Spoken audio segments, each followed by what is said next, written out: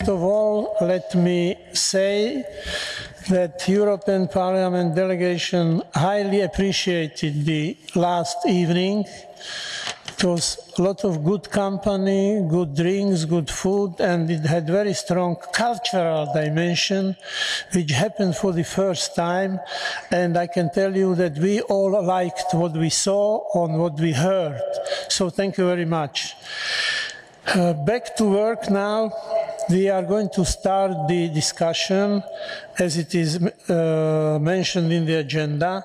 And as the first speaker, I would like to ask Madam Fajon to take the floor, and she will be followed by Madam Elvira Kovač. Tanya, you have the floor. Hvala, Edward. Dobro jutro. Thank you, Edward. Good morning, all. I regret the fact that we couldn't accompany you yesterday, but we had other obligations. This morning, I shall speak in Balkan Esperanto. I do hope that you will understand my Serbian, because this is something you're familiar with. The item on our agenda, still on our agenda, is Serbia, the question of financing political parties. And first and foremost, I should like to reiterate something that we discussed yesterday. When I talked to people yesterday, and I had occasion to talk to young people yesterday, many people are apprehensive in respect of the future of Serbia. They have mixed feelings, different feelings. Some would be gladly in the European Union, but this is quite sensitive. This is something which is very important, and what Brussels expects of Belgrade is independence of the judiciary and freedom of the media, and independence of judges and of prosecutors. I shall now focus on the financing of political parties. In Brussels, we talked about restoring credibility to politics. A year ago in Slovenia, I did a master's thesis at the MBA studies, which was entitled The Financing of Political Parties.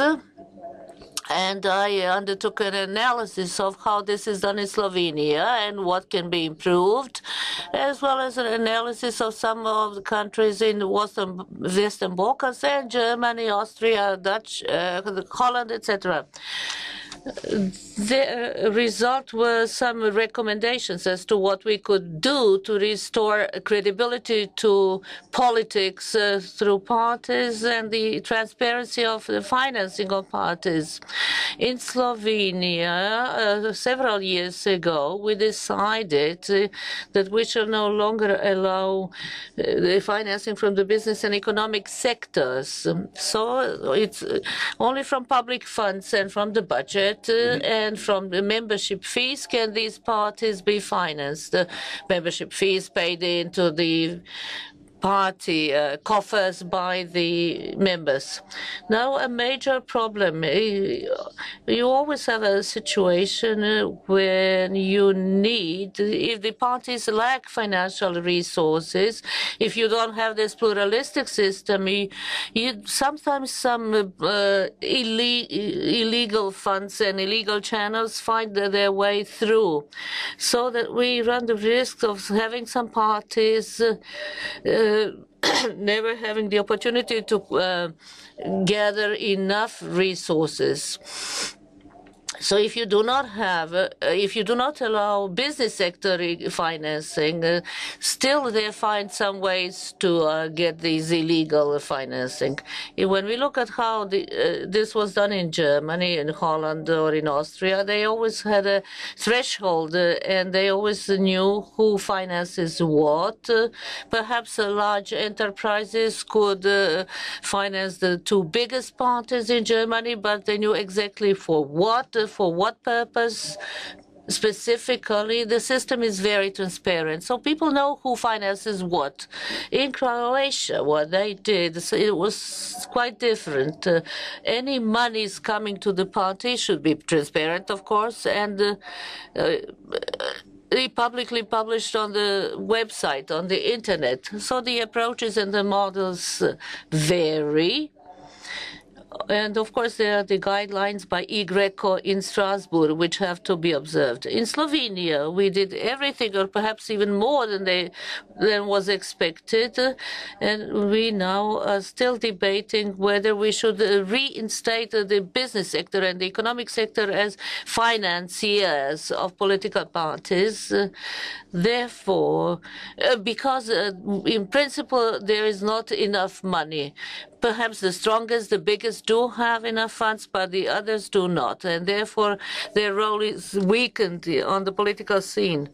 This is a recommendation that I dealt with in the past. I'm not quite sure what the system is here.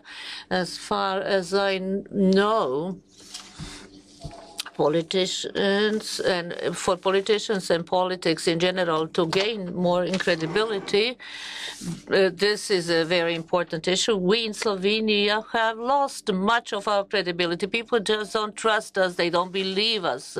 The atmosphere is poor. And I feel the same in the European Union. So we always wonder, what can we do as politicians to improve things? I'm quite sure that we inside the political parties are fighting against corruption and want transparent financing, and this is what we want from other institutions as well. It is my recommendation. It will be very interesting for me to hear what your approach to this particular issue is. And perhaps to begin with, we can just lay some foundations for the entire political system, for parties to operate normally in a democratic space. I apologize for my language, but I did try my best. Thank you. And I give the floor to Madam Kovač now. Zahvaljujem. Ja sam planirala da se u svom... Thank you. I wish to focus on human and minority rights and the rights of national minorities in my speech, but I do feel that perhaps I should not focus on my specific topic, but react. So I shall react to questions related to the financing of political parties. Serbia has a law on the financing of political activities adopted on the basis of Greco recommendations. There were quite a few problems before. I was somewhat surprised. I'm quite sure you raised this question in the context of fighting corruption, but we do have a good law. Of course, some technical things will be improved and changed, but precisely for the sake of transparency, every political party participating in elections have financing of regular work and electoral campaigns. They all prepare their annual reports published on their websites, just like the anti-corruption agency. What you said about us losing the trust of citizens, there has been a lot of abuse, and the major problem in Serbia is that many parties with just one man MP, without even having participated at the elections, received huge amounts of money. And now, actually, the financing is on the basis of the votes won, and not if you just have one MP. It depends on the election results. In other words, the number of votes is reflected in the amount of money that you receive. And when you strike a coalition, then you decide how much money will be given to each participant.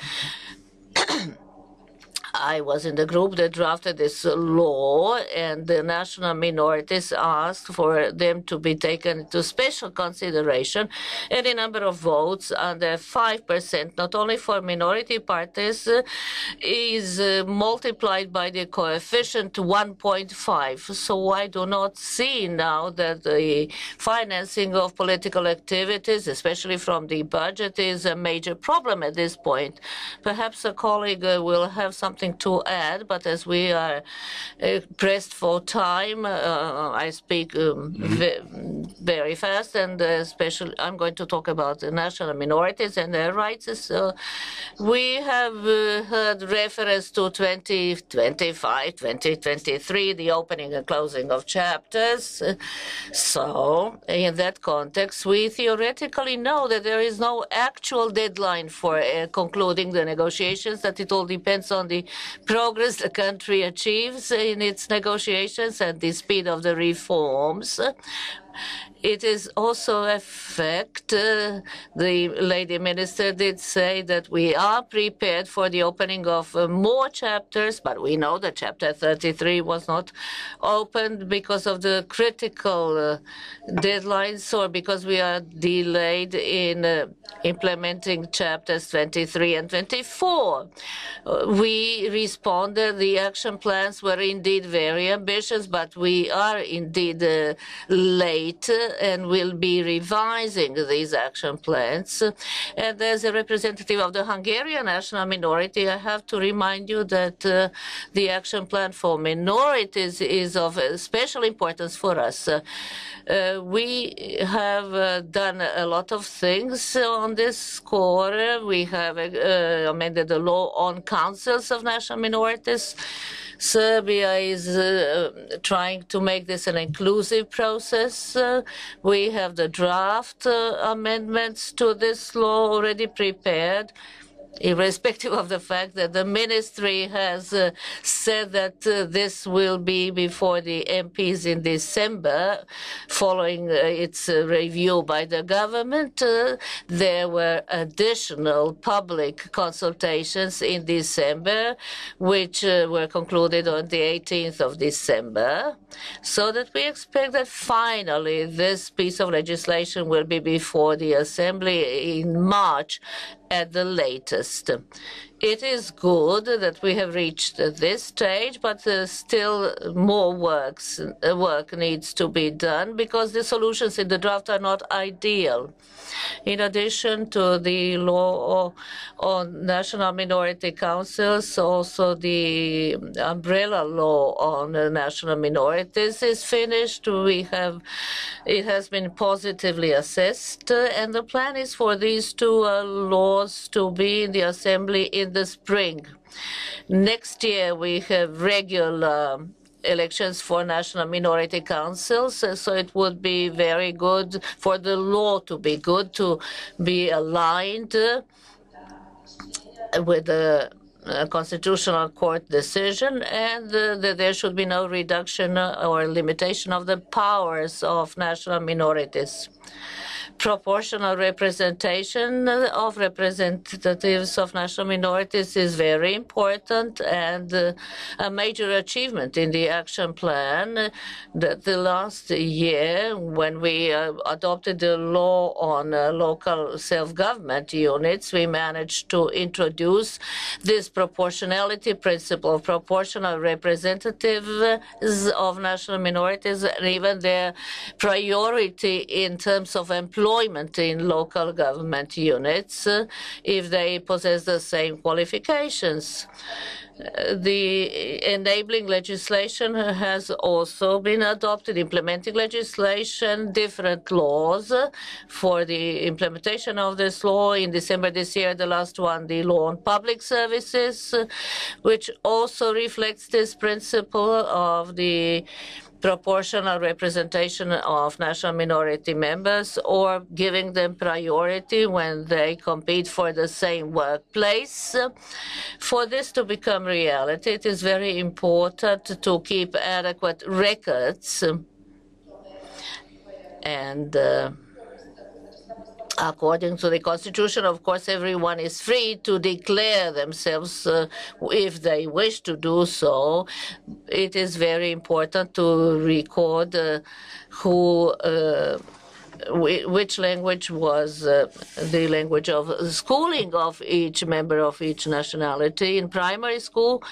And this year there were several laws dealing with education in the Assembly, from the umbrella of overarching law covering the entire sphere of education, primary, secondary, dual, etc. This law also introduced this principle of records being maintained in every stage of education on pupils and on professors.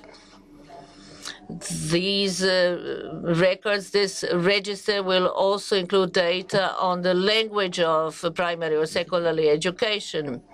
For national minorities to exercise their rights in Serbia and to find employment, it is important for them to master the Serbian language. For years, we insisted that the rules, or general rules on Serbian as the mother tongue, should be changed and its standards.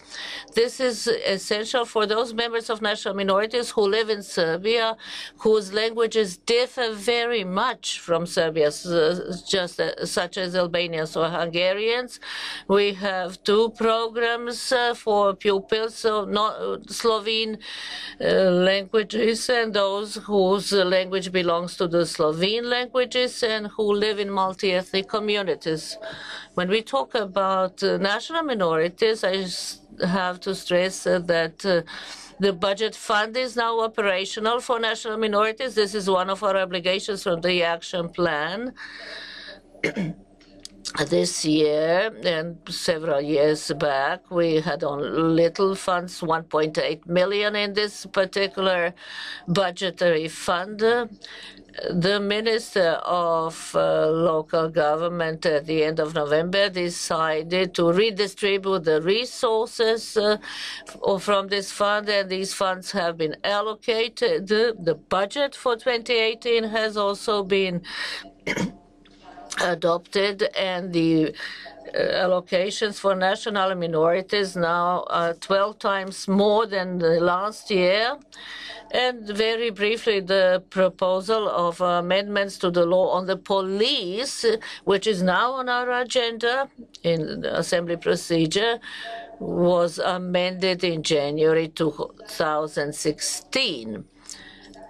The Ministry of the Interior, that is important, can also employ people with dual citizenship, because before we had this discrimination of members of national minorities.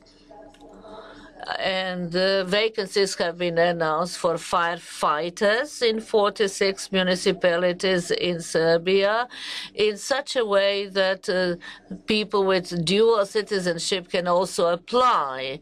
And this hopefully will lead to many more members of national minorities being in firefighting brigades in Serbia. Other topics in the action plan for Chapter 23, it is a fact that we are late. We are working on drafting the law on prohibiting discrimination and increasing the capacity of the Commissioner for the Protection of Equality. And another topic where we haven't done much because is the law on pro bono, or the free legal aid, and there much more needs to be done. I hope I was not too quick for the interpreter, and I thank you for your attention. Thank you very much, distinguished colleagues. I would recommend to you to structure your statement like Mrs. Kovac did. In the first part, if you wish, react to the previous speakers and then address the issue which you want to speak about. Please be short. I have 15 speakers on my list. time is limited. I'm not going to interrupt anybody. I'm a democratic man. But be responsible. At 11 or 11:15, I will cut, and those who will not get the floor, I'm sorry. They should thank the previous speakers who were too long. I don't think it is necessary to go into details or into history. We all know what the history is. So concentrate on the current situation and show that you can be businesslike in a short time. Now I give the floor to Mr. Shormas. Thank you. Hvala. Thank you. Good morning, all. It seems to me that we are starting today in a better way. And that's why I said yesterday maybe it's better to, as we said, open the door, let the steam out, and then continue with our constructive work in the interest of Serbian citizens and likewise, I think, European Union, so that we can soon, I hope, before 2025, be ready to join big European family. Of course, it is up to us in Serbia to do the job, harmonize our norm standards and society, bring us all to the level of the society we want to join, the club we want to join. I'll be brief. I'll just inform our colleagues about the current situation regarding one issue, one particular issue which sometimes is not understood, sometimes it's met with misunderstanding, but most often, which is good, our colleagues have understanding for it. Colleagues from the EU member states do understand it. This is defense and security. I will not talk about the migration crisis. Crisis is calming down. My colleague, Ms. Filipovsky, will talk maybe more about the migrants. But I will speak a bit more about our relationship with what we might call European security policy and European defense and security forces, which are coming into being. Serbia is quite active. Serbia is taking part in a lot of UN missions and EU missions. We are the 8th contributor in the world. So we are contributing to the peacekeeping missions more than many much bigger states than us. We are quite active. And one thing that was not highlighted before so much, but this is the fact. In November 2016, we have joined a note of Serbian army joining Hellbrook battle group. Hellbrook is led by Greece. This is European battle group. So Serbia, albeit only a candidate country for the European membership, is already member of the European Hellbrook Task Force Battle Group. So we are active and we will continue this activity.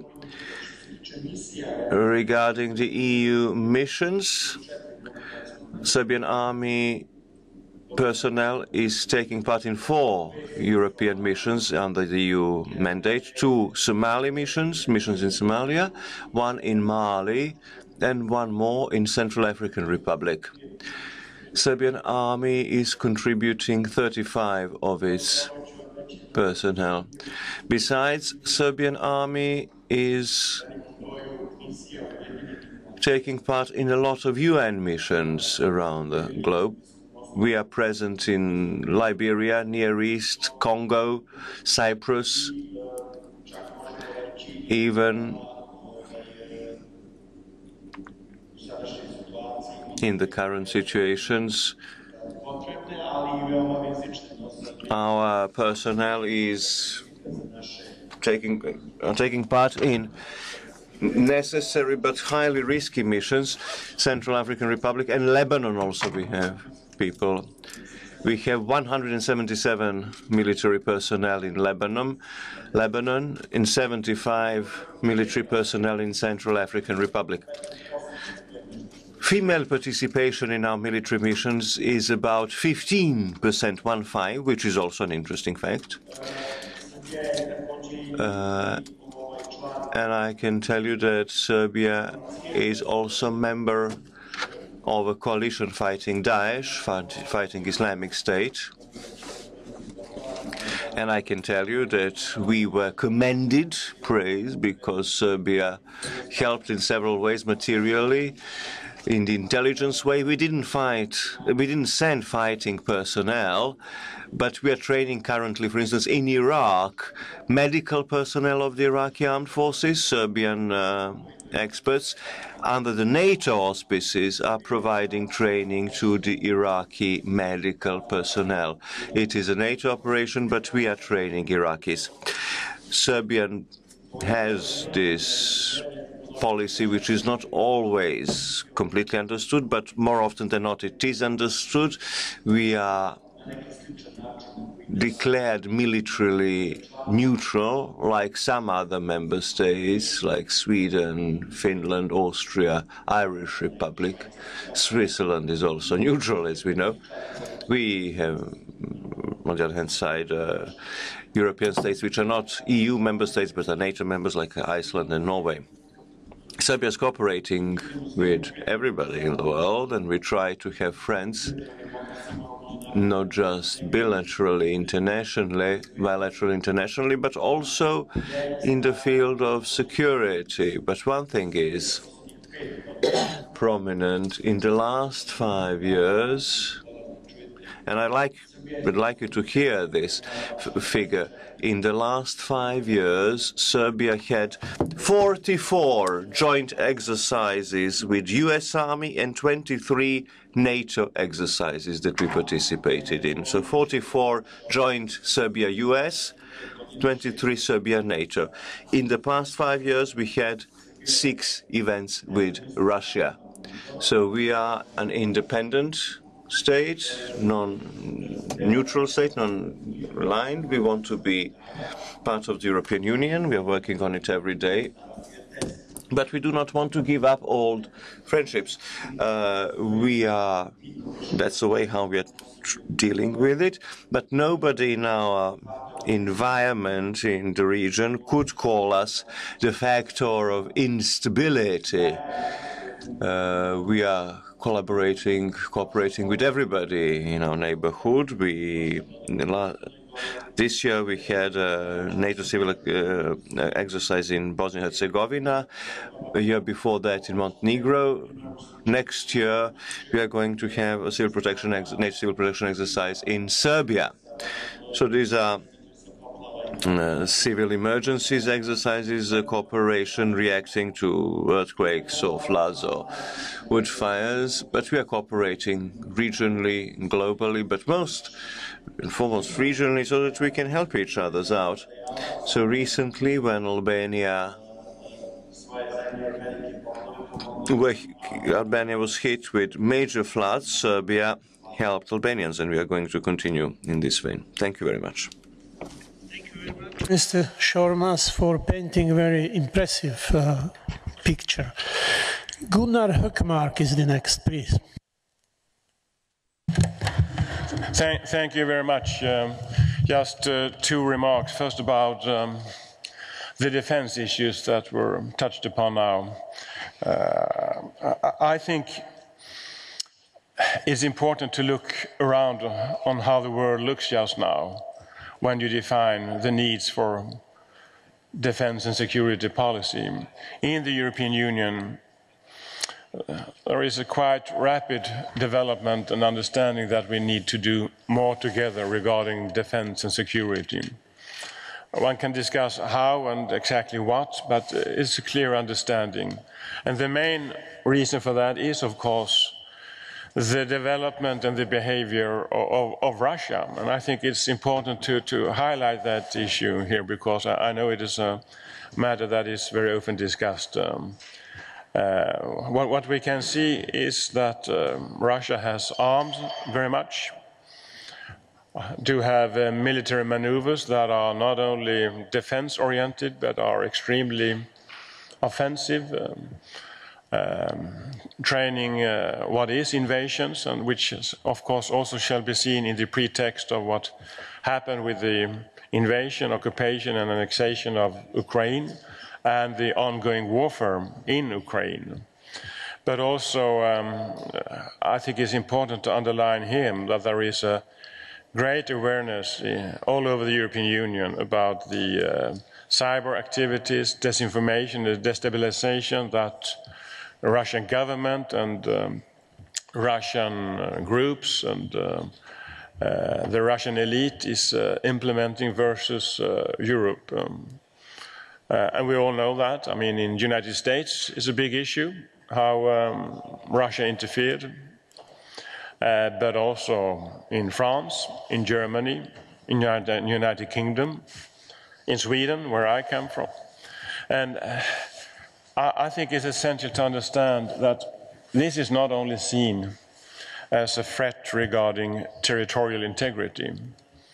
This is also seen and is in reality a threat to political integrity, because it's a very clear interference by using sharp power, hard power threats in the political process in the member states and in the European Union, with a very clear aim to divide and separate. And of course the strategy of the energy policy of Russia is a part of that. I say this because there is really not any relevant force in the European Union which is having any sort of offensive or aggressive agenda versus Russia, rather the other way around. For quite a long time, Russia was seen as a strategic partner until it proved itself to be impossible. But also because of the different threats that are projected versus the Baltic states, versus the Nordic area, but also, of course, which you all are aware of, what is also going on, on the Balkans, however we describe it, and recent developments are very clear about that. I say this because the European Union is also a union of security and defense. And as a member of the European Union, you're not neutral. We have a solidarity pact, and I say this because my colleague just mentioned Sweden as a military neutral country. Well, we are not military neutral. We are not aligned military, but we are members of the European Union, and that makes it impossible to be neutral. And we are also very clear that we want to cooperate and increase cooperation in the Nordic area and in Europe, and we would like to contribute to the defense capabilities of the European Union. What I would like to say with this is that this is very much a matter of safeguarding ourselves from different levels of influence policy. And we all have to be together on that. It's a part of the Union, because we are as strong as we are when we are together. And it would be wrong to say anything else than a number of member states are today under the different ways of threats or projected power from Moscow in different levels, on hybrid levels, but also with the threat of military use. Second, and I will be very short about that, we have a discussion about the independence of the judiciary. And I think this is very much about securing individual rights and the citizens' rights. It might be minorities or it might be citizens in general. And there is in some way no thing to make relative. Judiciary shall be independent. And citizens need to have the trust in the judiciary. This is not only important for legal justice, it is also crucial in order to secure the trust for investments, for business life. It's only when you have a real safeguarding of property rights, individual rights, and the rights of association and agreements that you will lay the ground for a prosperous development. And that's sometimes forgotten. A market economy is very much about that it shall be an independent judiciary which people and actors in economic life can put their trust in. I stop there. Thank you. Thank you very much. Next, I will give the floor to Mrs. Filipovski.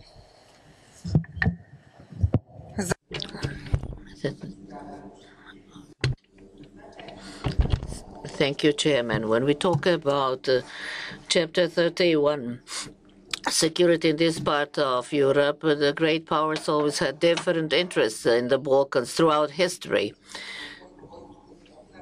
We restore our army for defensive purposes exclusively at this juncture. The colleague referred to the Ukraine. Serbia supports the territorial integrity of the Ukraine, and in the stage as well of our accession to the EU, we are part of overall cooperation and are part of all charters related to European security. We are of the opinion that, like other 4 countries which are EU members but are not NATO members, but are part of all associations related to European security, that this is something that Serbia could also pursue as a policy.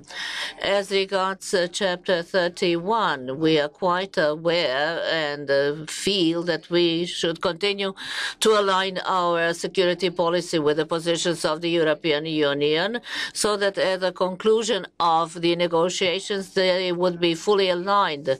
It is the principled stand of Serbia to condemn all sorts of violence and the use of sanctions in dealing with political problems. We are encouraged by the fact that in the global strategy of the European Union, it is clearly stressed that its stability also depends on stability in the Balkans. 2 things are of extreme importance for me in respect of Chapter 31. The negotiating group has had 9 screenings so far, but the report from the screening from the 15th of June has still not been submitted. Serbia expects for this chapter, like for all other candidate countries, that there should be no opening benchmarks set. And very briefly, in the end, about the migrant crisis. Serbia has been recognized as a reliable partner to the EU in combating irregular migrations. The conduct of Serbia has been assessed as very good in dealing with the crisis on the basis of solidarity. And despite the fact that the Balkan route has been closed, 6,836 irregular migrants have been detected in the territory of Serbia of late, and a total of 2,386 have been caught trying to illegally cross the border. According to the records of the Commission for Refugees and Migrations, 3,950 migrants are currently accommodated in Serbia. Although since March 2016 the influx of migrants has declined significantly, we are still a transit country, which is shown by the figures which I told you. And we have a number of migrants who are unable to continue to their desired destinations. Their lengthier stays is also a consequence of the policy of the Hungarian authorities to keep their borders open while actually limiting the number of people who can cross the Roski and Tomka border crossings and reducing the number of people who can enter the country from 40 to just 5 a day now. The current behavior of Serbia in respect of the migrant crisis reflects the maturity and the readiness of the institutions of Serbian institutions to contribute to this process and to actually pursue and accept any and all comprehensive solutions which will be in the interest of all. Thank you. Now I go to Mrs. Markovic.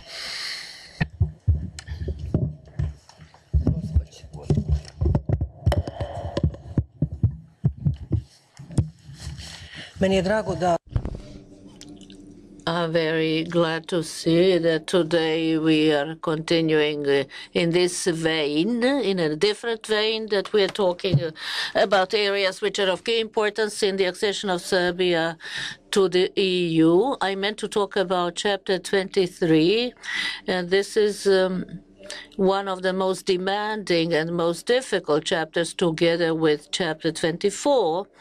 And that is why it was opened inter alia among the first ones and will be concluded at the end of the negotiating process. The fundamental values of the EU, the standards that we wish to introduce, are in this chapter. And although in this parliament we have adopted a series of laws in this area, I have to say speed does matter. But first and foremost, quality is what is the most important, the quality of these laws and their implementation.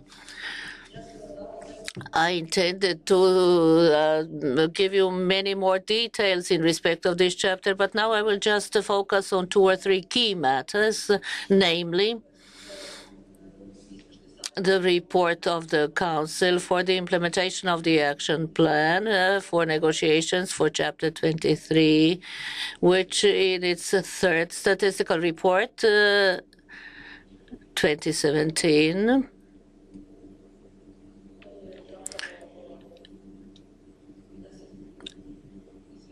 reported about the activities that have been already implemented in the putting into practice of the action plan. 66% fully, 10% almost fully, 3% partially, and 21% of the activities have not been realized. It is quite clear to everybody that this part, the 21% also includes the amendments to the Constitution. The Ministry of Justice, in cooperation with the Civil Society Office, organized a number of round tables to discuss the proposed amendments to the Constitution, which were received by the Ministry. Of course, this is a lengthy process. It is impossible to amend the Constitution overnight.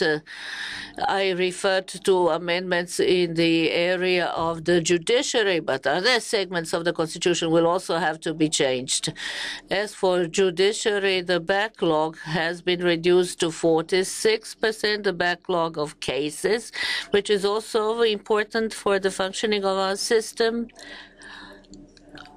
In addition to this, I should like to stress the importance of regional cooperation for regional stability. We keep talking about the region of the Western Balkans, our keen wish to become members of the EU as soon as possible. In Serbia, we have demonstrated the existence of a political will by numerous examples, both in parliament and by the government of Serbia. One of these examples is our active participation in the Berlin process, which is actually crossroads when it comes a turning point when it comes to relations in our region, because all the leaders from this region sat at the same table and initiate a dialogue which will be the basis for addressing numerous controversial issues. This process is intended to expedite the pre-accession process of the participants. I believe that this is a shortcut and not a substitute for the process of integrations. There is a lot of potential. Last month in Parliament, we adopted the law on the transport community, which is very important for establishing links within the region and provides additional opportunities. Perhaps we have high expectations from the Berlin process, but I think that we expected some things to unfold much quicker, and we also expected that parliaments would also be involved, not only the government representatives, civil society, the young, and the chambers of commerce. All this is good, of course, but I do think that parliament should also have a role and place within this process. Another thing which is of importance for this region, as mentioned by Mr. Bogovic yesterday, and perhaps more will be said today is that 70% of the resources from EU funds planned for regional development, the agriculture, cohesion policy, etc. This is very important for the development of our region and for the recovery of our economy, which is also of key importance in the integration process. Thank you. Mr. Markovic now. Mr. Đurić.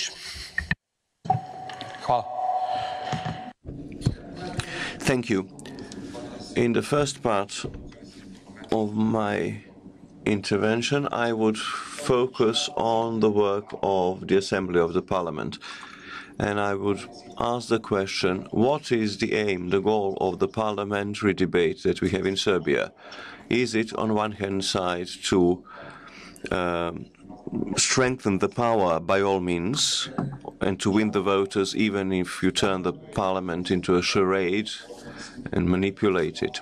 I didn't plan to speak yesterday, but I've changed my plan and asked for the floor because few things were mentioned and we need to provide answers to them. Especially the last session of the Serbian parliament, budgetary session, and the opposition was not in a position to debate a single one of the opposition amendments, and this is our most important law, the budget law. Often we have debates where lots of insults are exchanged, lots of banalities. The chairman of the House is very biased and so on. But let's go to the facts. We had, for instance, the VAT law, amendments to the VAT laws. VAT amendment law was voted without a single word said about it in the plenary session. Finance Minister, who was answering questions before the Finance Select Committee, said, the VAT law is changed because we need the change because of the concession for the Belgrade airport. In this state, you cannot get documents relative to the future concession for the airport. Transparency International tried to get the papers relative to that. Committee for the Private-Public Partnerships has it on their sites, but even the court ruled that they have to disclose the documents about the concession, but the tax law is changed in order to meet the needs of the future beneficiaries of the concession, and we do not have a single word said about it in the House. This is not in European spirit, this is not European democracy. And also yesterday we heard one thing, and I have to answer that. We heard that the laws were debated as long in the House as the rules of the House allowed, time-wise, which is not true. Education laws were terminated shortly. The chairlady said, the time is up, and our electrical clock said that we have 4 more hours for the debate left. In the last session, the time was measured, so we had round up every 2 minutes. So if round up was 2 minutes, so if you speak 30 seconds, the system would clock up 2 minutes of your time. This can all be documented. We did print screens, we took shots of it, and we filed criminal charges for this, criminal procedures, and now we are going to test the waters, how independent the judiciary is here with us. Yesterday we heard that the opposition is obstructing the parliamentary debate. Chairman of the House can call for a collegiate meeting. We can agree to have legal boundaries to debate, to respect the rules of the House without bias of those chairing the sessions. When the rules and regulations are respected, we can agree the agenda, and then we can have a decent, civilized debate and to speed up the European agenda, but not clumping together the laws which have nothing to do with each other in one session. But we can agree that position and opposition are not going to obstruct adopting the laws that we need. This is very simple. The majority accusing the inherited rules of the House from the previous government, 2 governments, it's not serious. let's respect the rules of the House that we have now. You have the majority, you can vote any rules of the House you want. I wanted to answer this because it's interesting for all of us here because we're all MPs.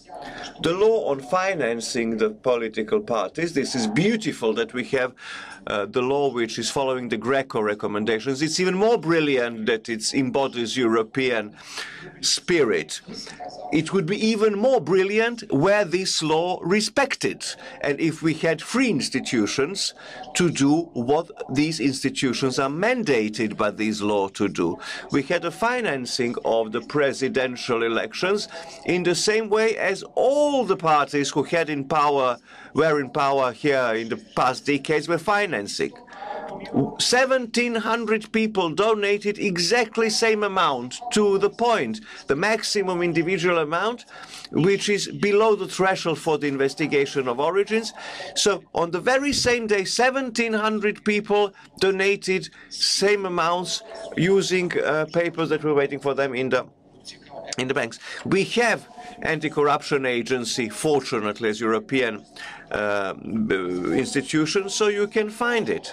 So you have members of the party which are donating, but you have also people on welfare which were donating the same amount. So some of these people told the agency that they were called to the party offices, collect the money and pay the money in for the presidential campaign on the using the papers waiting for them from the bank. So anti-corruption agency said they suspect money laundering, but they dared not go further, and the state prosecution did not react. So we have the laws which are not implemented briefly.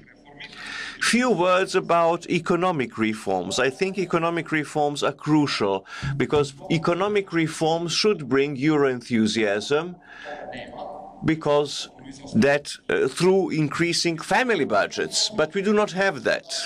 We gave positive marks for tax consolidation, fiscal consolidation and reduction of our budgetary deficits, and we have at the end of the year, in a few days we are going to have budgetary surplus deficit. It is good to have good budgetary health. I told this to the minister in the chambers. You have good health statement, but your patient is on hemodialysis. You've saved money, but in wrong places. We have more than 700 millions not spent because we are not managing projects well, which means not enough investments, not enough incentives for economic growth. Our growth rate in economy is the lowest in the region. That's IMF figures. You cannot play subjectively with it. We saved money by not paying lowest pensions. That's our socially most endangered group. We saved as much by clipping salaries in public domain.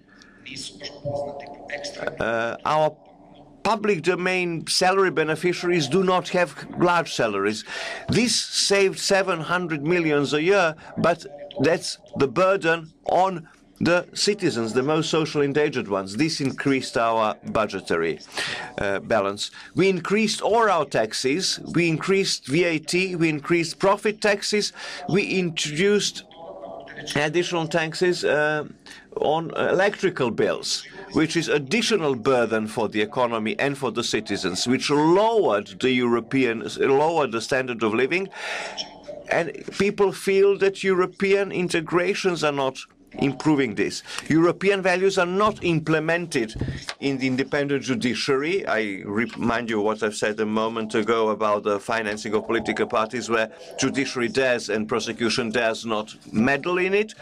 And you see where the displeasure of citizens is originating from and why we have the rise of right-wing, hardcore populist ideas in our society, where we needed reforms which were not implemented. We have state subsidies to public companies of more than 240 million euros a year. We have more than 150 million euros of penalties and sanctions that the government is paying. A few days ago, a government sanctioned 1 million euros to pay compensations for people which were illegally detained. We have subsidies to the Air Serbia, for instance. Air Serbia, in spite of the increasing every year subsidies, they have negative business balance sheet, and this is a non-transparent contract that sold Air Serbia, allegedly PPP, but we don't know what happened there.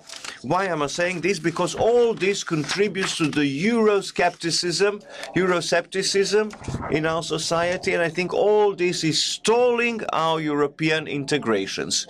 And for the overwhelming majority in the House, the only question remains: what is stopping them to speed up European integrations? They have the majority, they can do it as fast as they want. So I don't know why they don't do it. Thank you. Thank you very much. Andor Deli is the next speaker. Thank you, Chair. I will continue in Serbian because I think it's more useful and easier. So, regarding some general remarks and some thoughts, reflections, I would start with the Western Balkans as a word, as idea. I agree completely that there is this, we see it in real life, that some words, some terms come up out of nowhere, and then we all start using it, repeating them. And they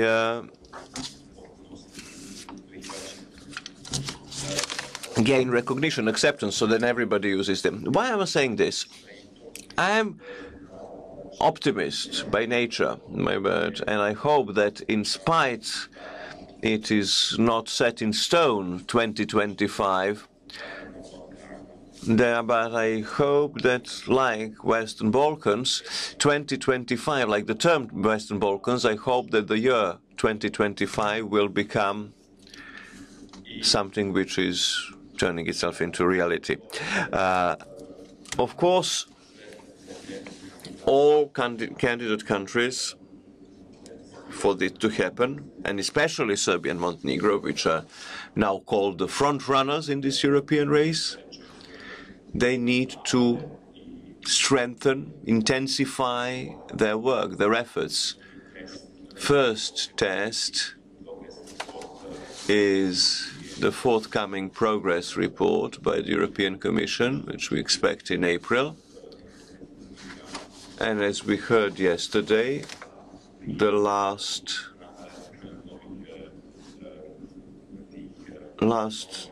date to submit new results, new achievements, is the end of February. So there is very little, precious little time left. So I ask all of you members of Parliament here to help us. MEPs, us that are visiting here this week, I think we are the greatest fans of Serbian European integrations. We are not only friends of Serbia in the EP, we are the fans of Serbia, not just friends of Serbia in the EP.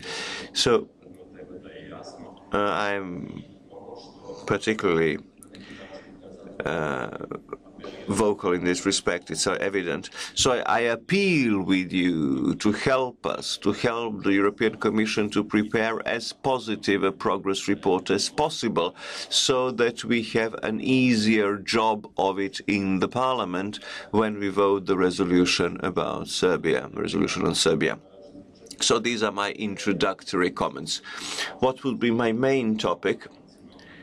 I would say a few words about the action plan for national minority.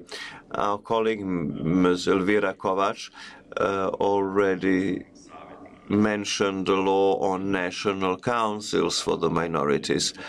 I think the law on the councils of national minorities is one of the cornerstones setting the legal framework for minorities here. And I'm well informed that this law, this whole idea, came into being in a very inclusive way, so all the stakeholders were engaged.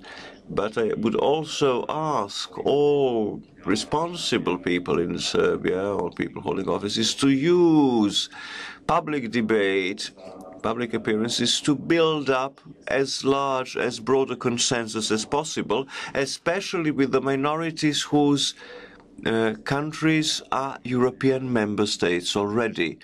Often we have this poetically said that minorities are actually natural bridges between Serbia and their states.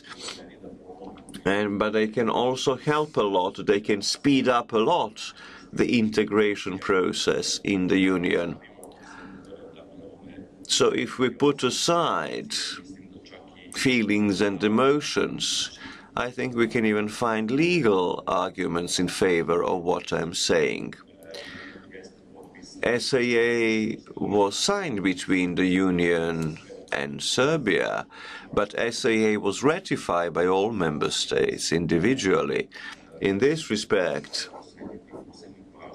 I think we need to pay particular heed, attention to the interests of these minorities, because their bridging role can be really efficient and could help a lot in this event. And the third topic that I was asked to mention, but Mr. Kukan asked me to speak once, not to ask for the floor several times. My next topic is regional development. So this is a bit kind of mix and match. So I'm jumping from topic to topic, but our chair asked me to do it all at once. I wanted to say a few words about the IPA funds. It is more than obvious that IPA funds are not enough.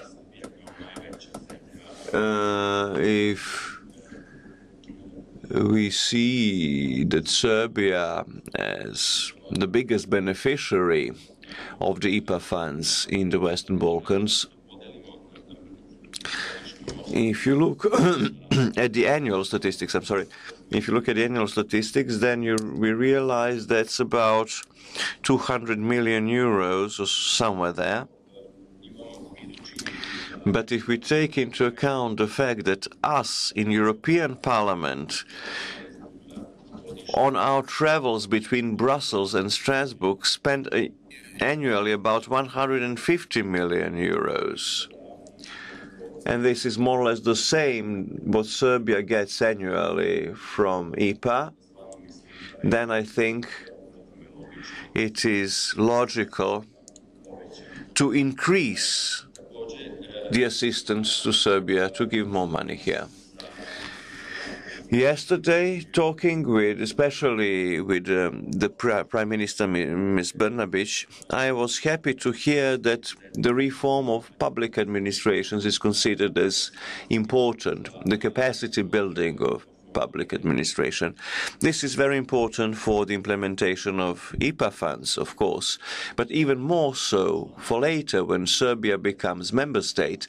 We had the phenomenon that new member states were not able to absorb and implement the available money from cohesion and structural funds in the Union because they didn't have enough admin capacities in respective countries, on the government and on the local level in the new member states. So in this respect, IPA funds can be a good schoolroom, training grounds for managing and spending, implementing cohesion funds.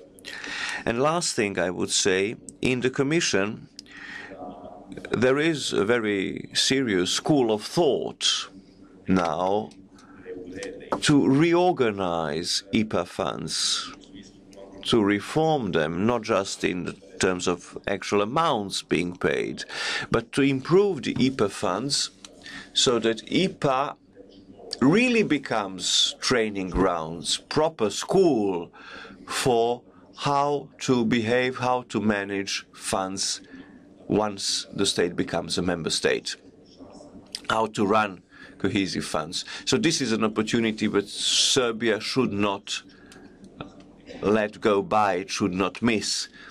I heard a lot, speaking with many officials in the Commission in Brussels, that there are ideas to transform IPA funds into things that can be sort of cohesion-like guidelines to future cohesion funds. So thank you for hearing me. Thank you very much, Mr. Deli. Now, Mrs. Marjanovic. Thank you, Mr. Thank you.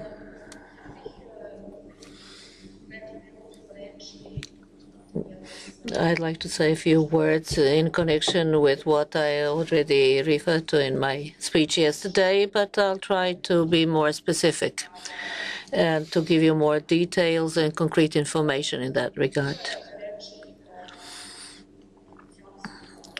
We've talked about the functioning of Parliament yesterday by colleagues from the National Assembly and from the European Parliament, invoking mainly the example of this last session on the budget.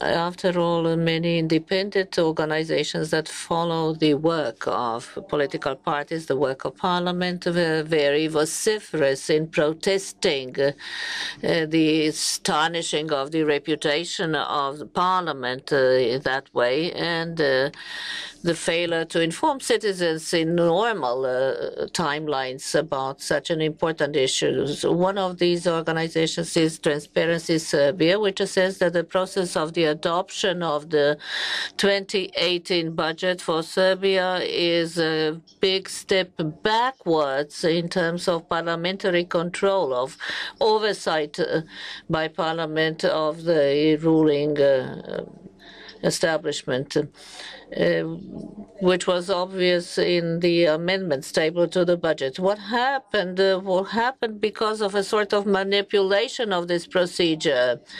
What often happens here in terms of implementing laws, I think that is important to stress, is an attempt to actually extract from the context-specific norms or specific articles of the rules of procedure to confirm that the law is obeyed. Everybody who has finished law school knows that there's something which is called the spirit of the law, which is the intent, the intention of the lawgiver, lawmaker.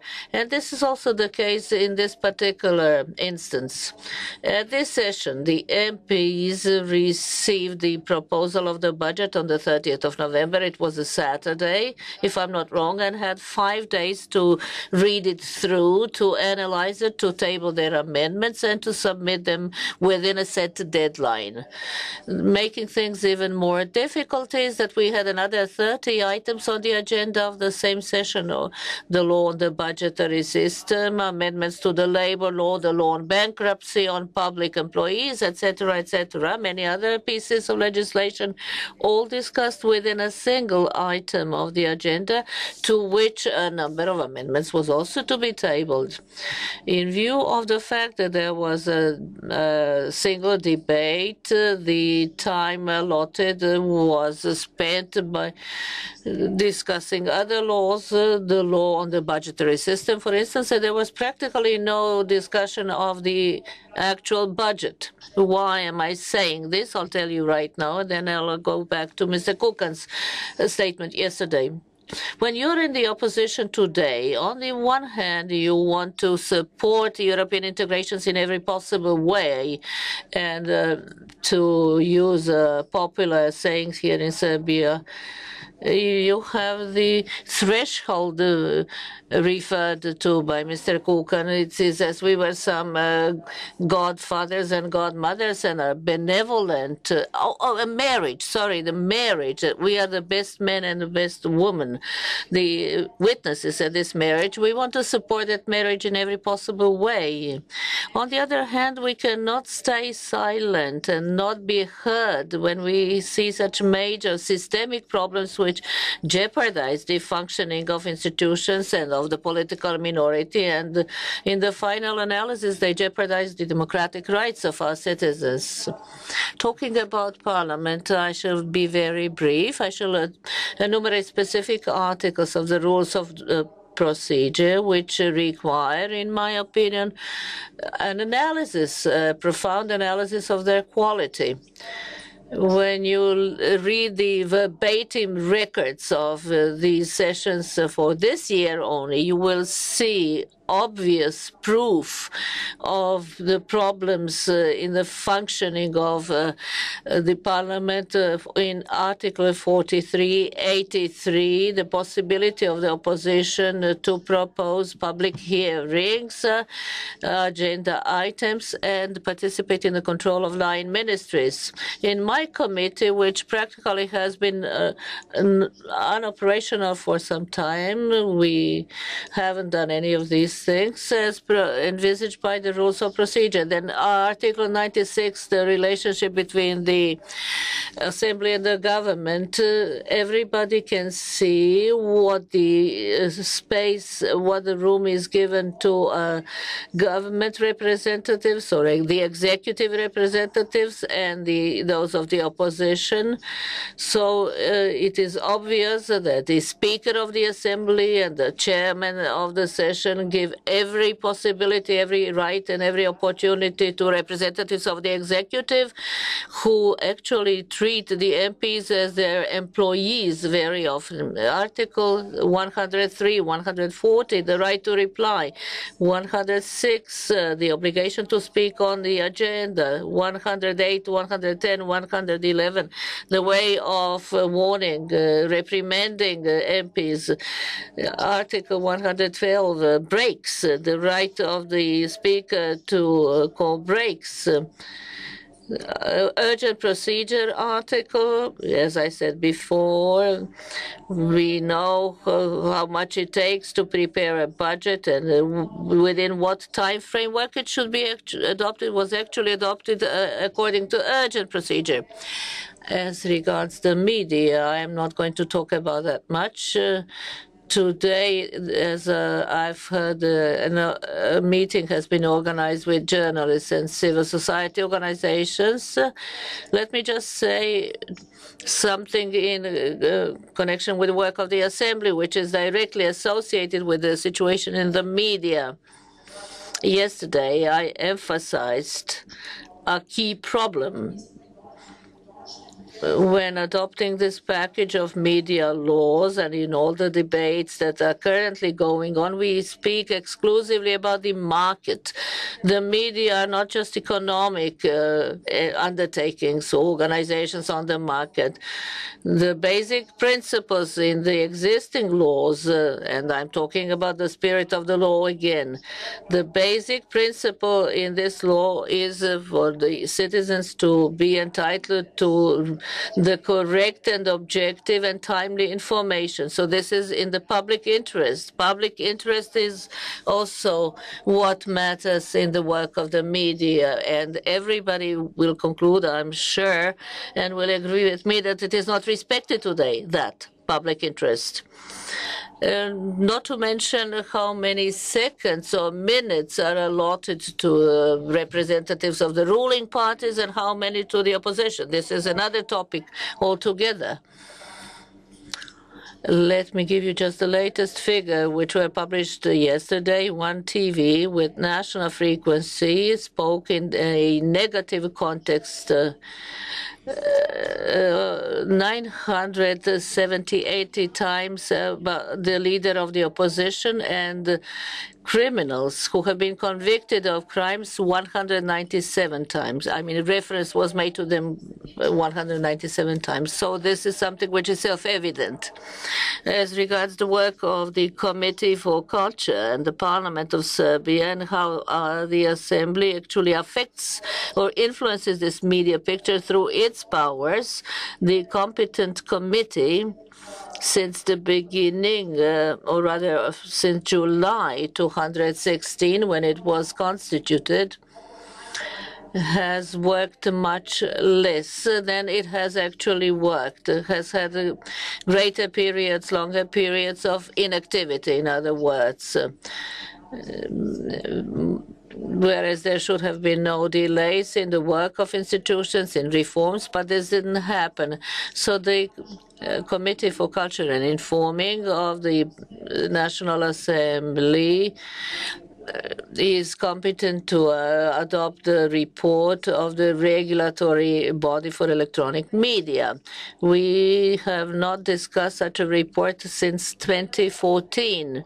This body currently does not have 3 of its members. The terms of office have expired and new ones have been elected. The deadlines have passed. The deadlines have expired because the committee simply didn't work. We have been given no explanation why it is under a virtual blockade, why it has failed to perform this particular task, because it might have been in a better position to do its work.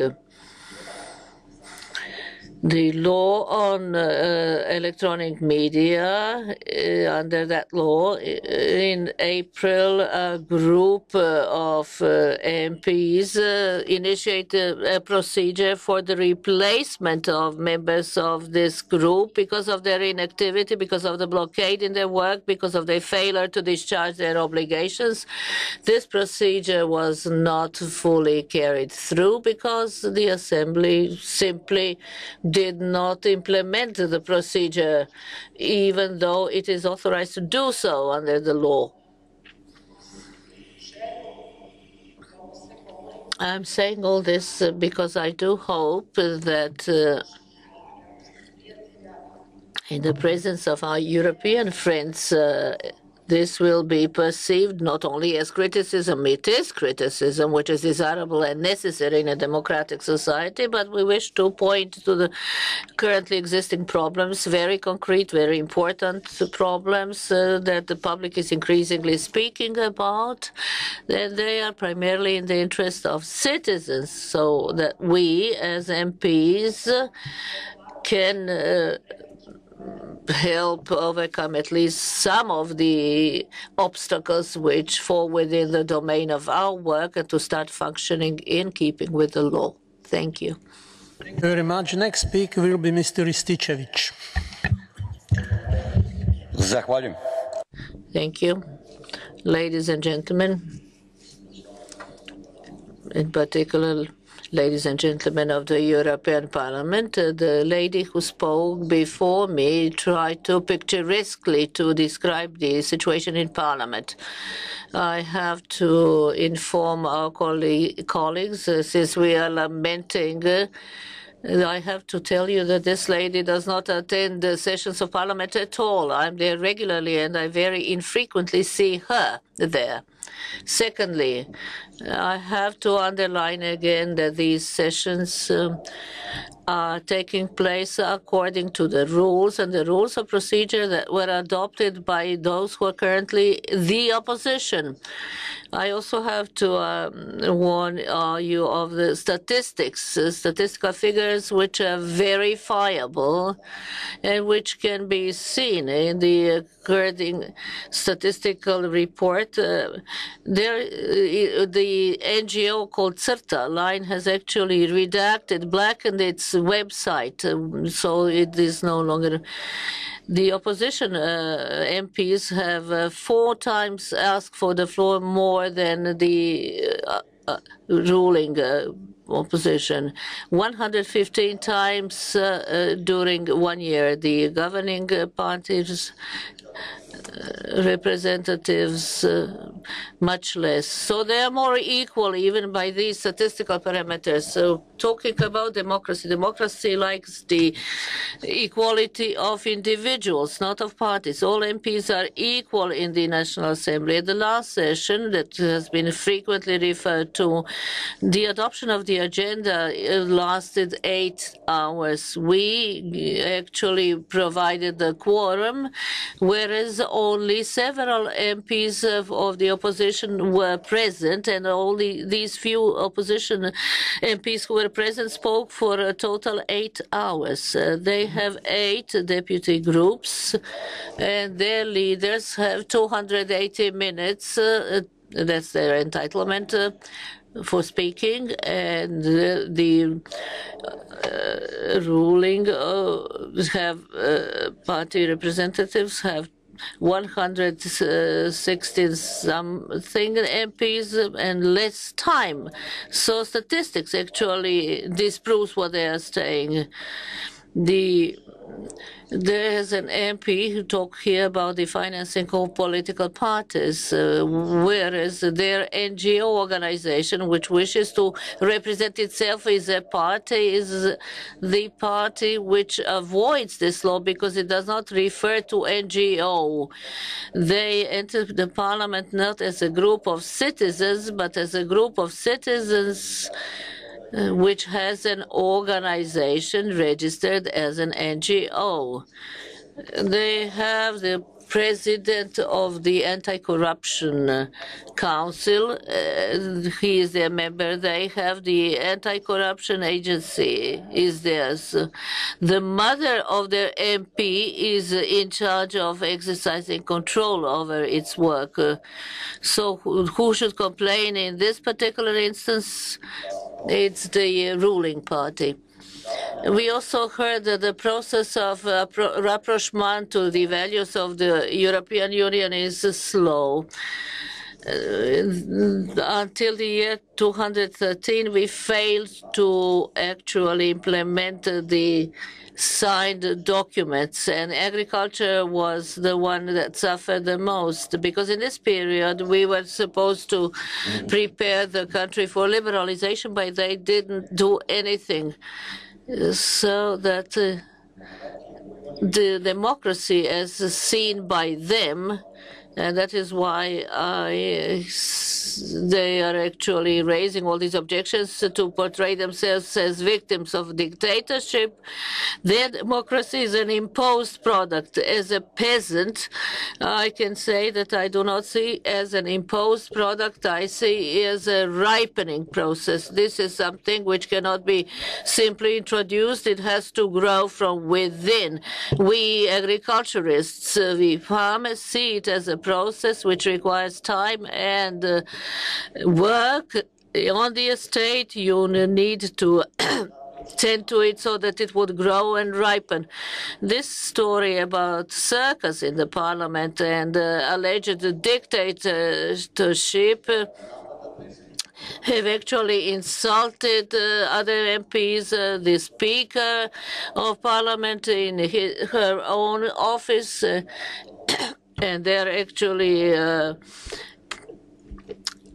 pointing at us with sticks. They should speak less about dictatorship because they see democracy as a system of rule. For me, this is a system of putting the country in order. So we should talk about how to put our country in order, not only how to rule it.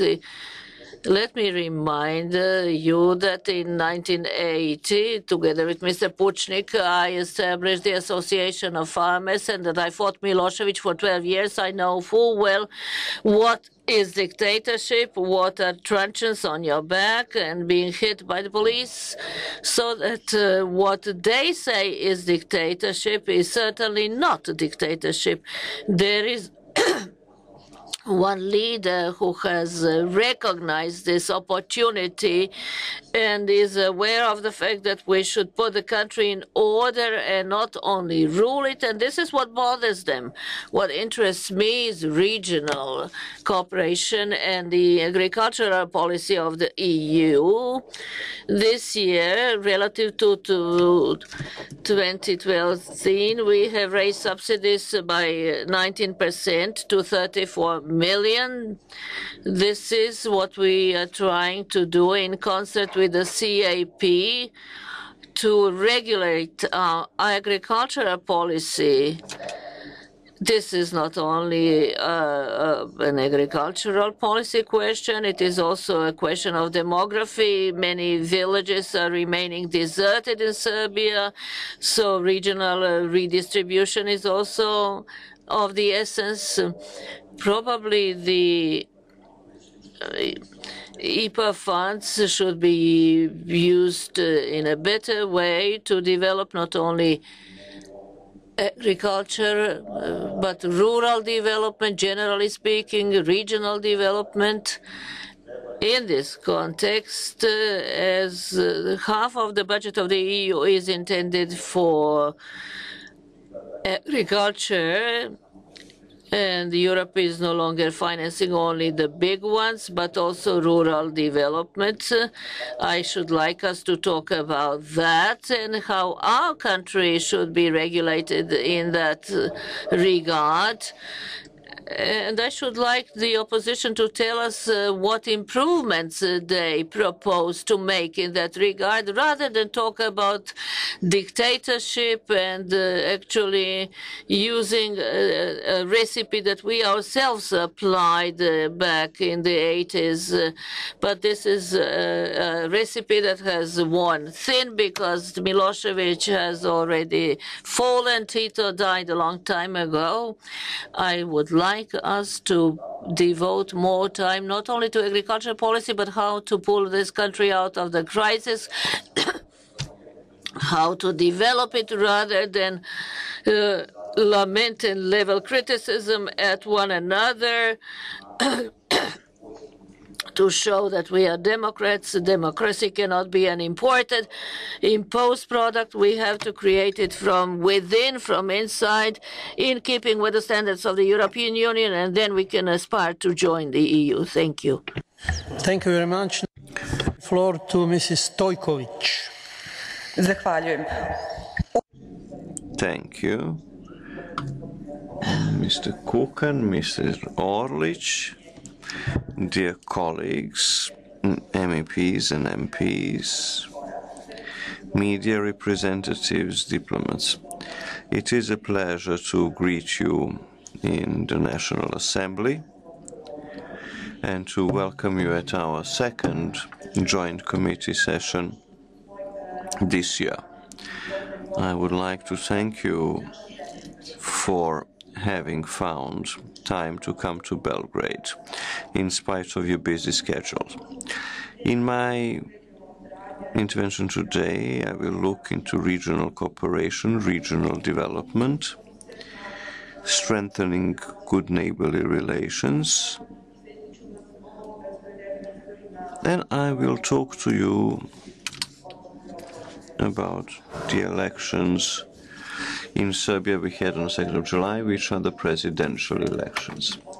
Dear colleagues, European membership is the main strategic goal of the Republic of Serbia, as well as strengthening regional cooperation, which is mainly cooperation with former Yugoslav republics and our former neighbors, old neighbors. We are implementing this in many sectors, which tells you that we want to improve the quality of life of our citizens. And we want to have strong institutions whose work is based on the rule of law. Yesterday we heard from the Minister for European Integration, Mrs. Joksimovic, and she gave us a survey of the situation in negotiations, chapters. During the Maltese and Estonian presidency, we opened 6 new chapters, which is good dynamics, and it shows us that the European integration process is alive and dynamic. This is commendable, but we think that our achievements ought to be recognized, and these dynamics of accession negotiations should be even increased. I do agree with Minister Joksimovic, who said that the progress should be measured by individual achievements of every candidate country. And this is something which we welcome, and we hope European institutions following our progress would act in this way. Also, European prospects for Western Balkan countries have another dimension. There are many challenges that the Union is facing after Brexit, after migration crisis, and we wish to show that EU is the greatest peace project, and we want to be part of this team. Dear colleagues, I would like to say the following. Serbia is interested in bringing together countries in the Western Balkans, creating links, improving energy, transport cooperation, digital cooperation. These are the key issues for attracting investment and economic progress in the region. This was all sanctioned, made official, the Berlin Process Summit in Trieste, and the main message is that the regional cooperation connecting countries of the Western Balkans is the key element for speeding up European integration processes. Strengthening the cooperation, small, medium enterprises, IT and science. I would like to inform my colleagues from the European Parliament that recently National Assembly of Serbia did ratify the agreement on transport community. These are some key results offered by the Berlin process. National Assembly here also, of course, ratified the agreement on the Western Balkan Fund, Regional Youth Office also, and these are all strategic papers that will improve this area and develop it and better connect it. Besides the Berlin process and cooperation with Western Balkan countries, we would like to get in touch, connect ourselves with our traditional neighbors in the East. There are some joint Serbian, Romanian, Bulgarian projects and some projects with Greece, with 3 meetings in Varna, stressing the importance of projects, joint projects from sea to sea. We need better road links, railway links. Sea-to-sea, coast-to-coast project is connecting main railways and main ports of these countries. So we have one railway link going into Serbia, the other into Romania. This will help attract investment from east and from west, and we would have fast progress.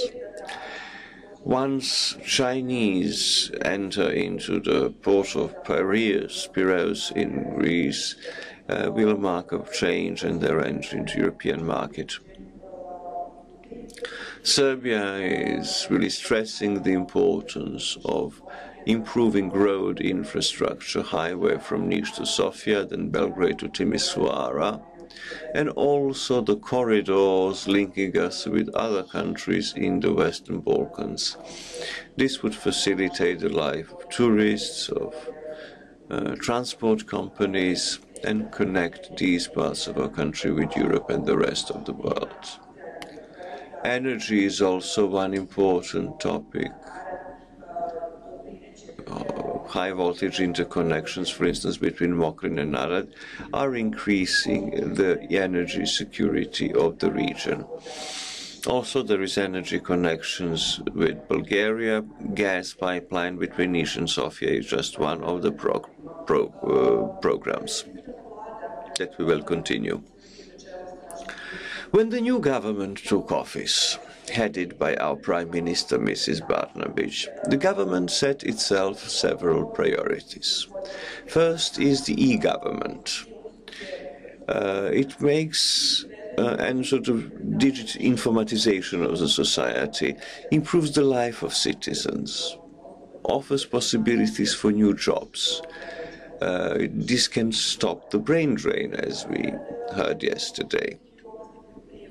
This can also help. IT can also help in agriculture because we generate added value and we increase our export potentials. In spite of the entrenched views, I assure you that our citizens are ready for the information society. We have to reform our bureaucracy. I come from a municipality in Belgrade on the periphery, Rakovica, and I know how difficult it is to reform bureaucracy. This is one of the main problems for any country in transition. As Mrs. Kovac said, we adopted this law, voted the law on dual education. We adopted laws to facilitate further digitalization of the country, improve the public sector, improve the two-way communication between the public and businesses. We have the law on the National Academy for Public Administration. We want to train our civil services. We have the laws on electronic signature, electronic documents. I assure you that the citizens of Serbia, every communication, every public event, when they come to see me here in the Assembly, that our citizens wish to have new online services. They want good functioning e-government. Yesterday I spoke with the Estonian ambassador, and I told him about this major need. The public is hungering for IT services. We have, for instance, a new service in maternity hospital, e-babies. So within 10 minutes you can do all the paperwork for a newborn baby. We want everybody to be able to do their work from home, mobiles. We have positive examples like in Estonia and other EU countries that we want to, in commas, steal for us. I am also the member of our delegation for the cooperation with the OSCE. And I would like to say how important democratic procedures for the elections in Serbia are. The reports of our state election commission were sent to the EU, and the report says that it is important to strengthen the electoral legal framework. That's what Mr. Kukan said yesterday. It is important to strengthen our state institutions, and it is important to involve the parties here in this process.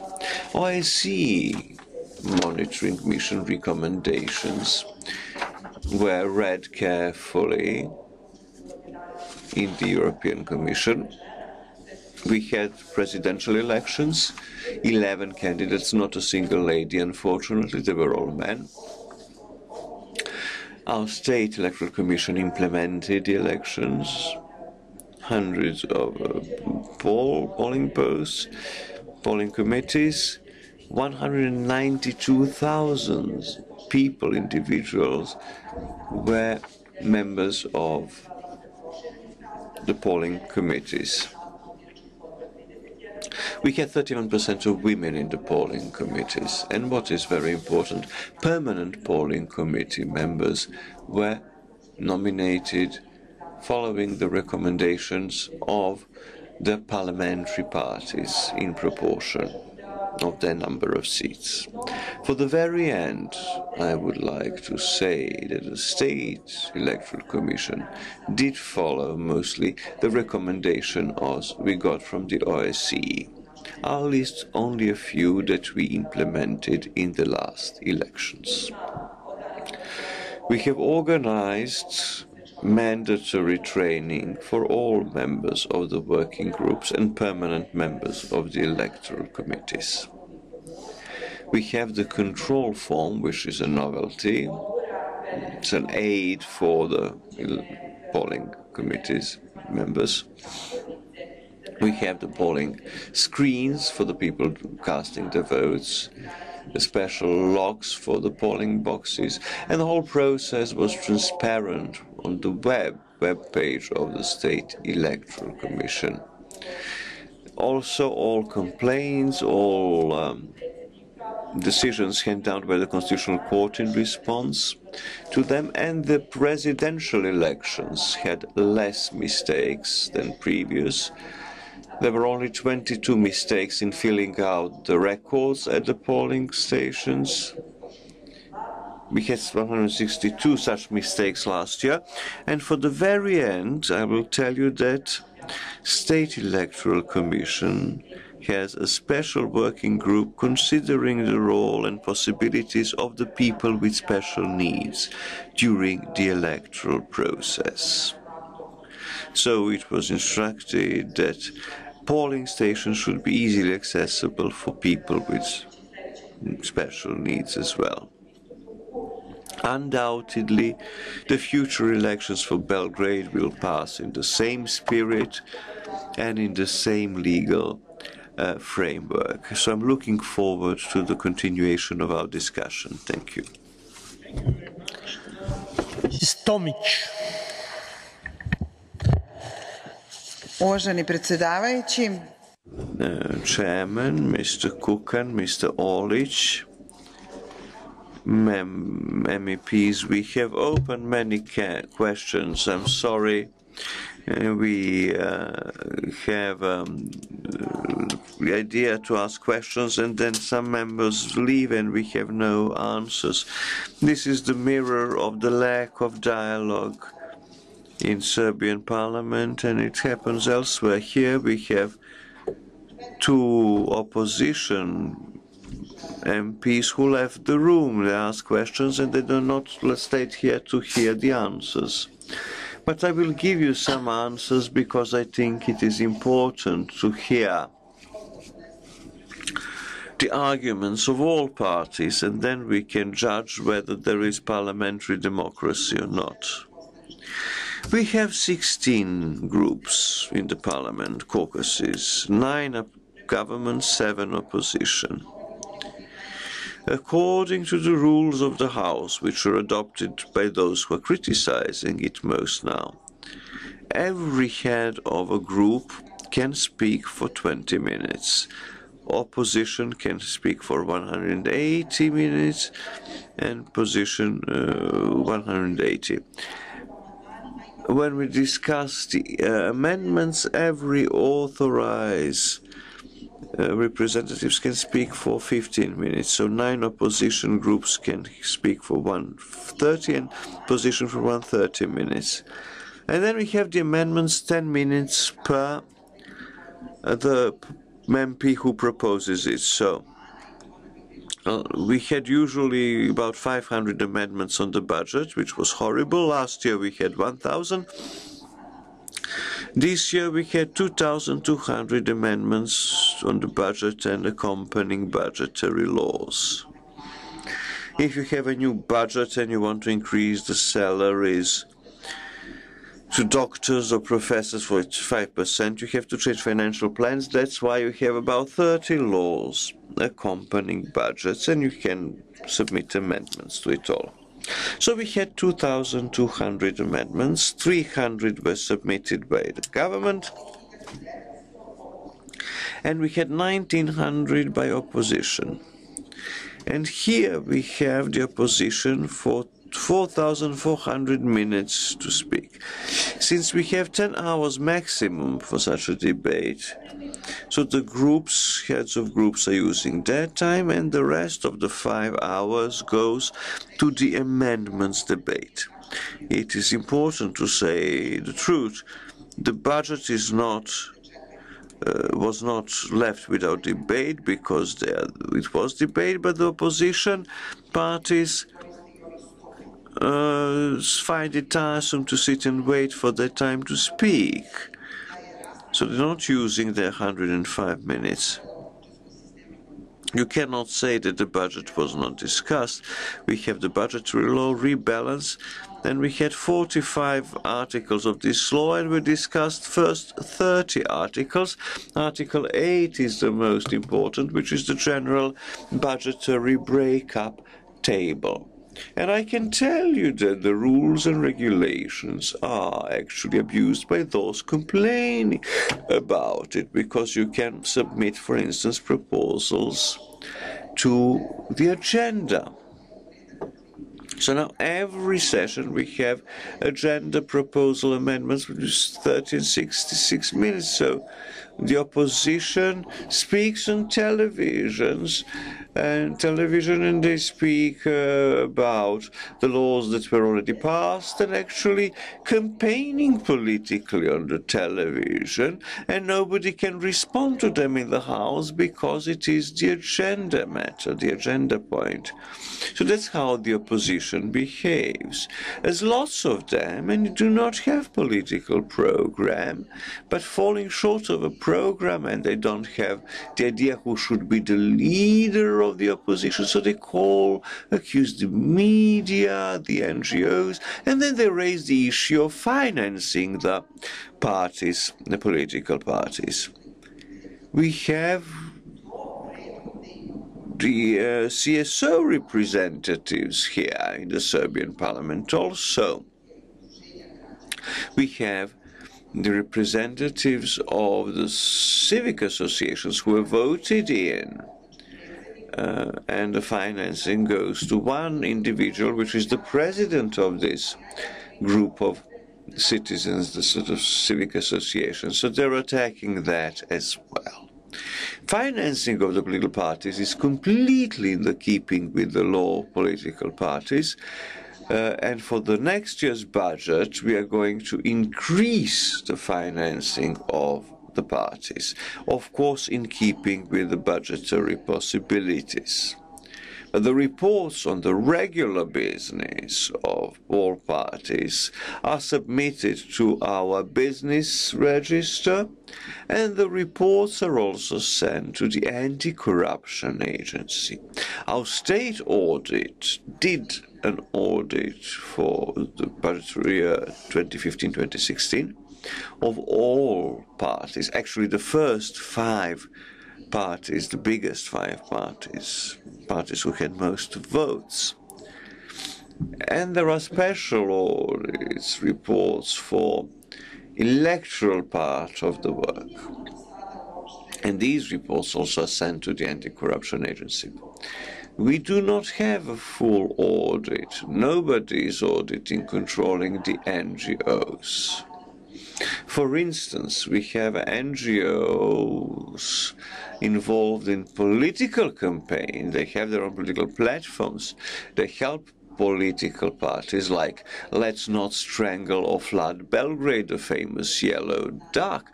There are calculations of dozens of millions of euros that came from abroad to these parties, and we have no audit of this, and we don't know how they spend this money and where these funds, this money came to them, where from this money comes from. So the picture is not as black in Serbia, democracy is not in such a bad way, but there are opposition's attempts, you see. There are mechanisms that existed before the year 2000. The opposition cannot come to terms with the fact that we have order, rule and work here. And like opening the chapters, like Minister said yesterday, it means a lot to us, this whole process of European integrations, because it is a control mechanism that in Serbia actually presents the pictures of Serbia, presents the transparency here and how we lead the state, politically and economically. The results by themselves do tell their own story, like tax consolidation, economic reforms. The growth speaks for itself. The reduction of unemployment down to 11.8%, increase of imports from the EU. 60-something% of our foreign exchange is with the EU countries. Our main partners in the first 10 months of 2017, exports went to Italy, Germany, Italy and Bulgaria, and import Italy, Hungary and Poland. And this foreign exchange is much bigger than sometimes between member states, this is more than 55 billion of exports and 4.3 billion of imports from the Union. So there are common interests between EU and Serbia. The figures are telling this. Chapters 32 and Chapter 5 to deal with finances were the first to be open. Chapter 32 is survey in public financial sector, internal controls, external controls, protection of finances, EU funds, and protection of euro bills from forgery. We had two meetings in the EU Commission, 2016 and 2017. It was the period when we had these two committees of ours. And the Commission, EU Commission, did evaluate that considerable progress was achieved by Serbia. And then when we look at Chapter 5, analytical survey of our legislation and assessment of the implementation of national programs was also marked very highly. What is crucial for us is decentralizing EU funds, like now when we're talking EPART. So we managed to come to the situation that we are able and decentralized to manage the funds.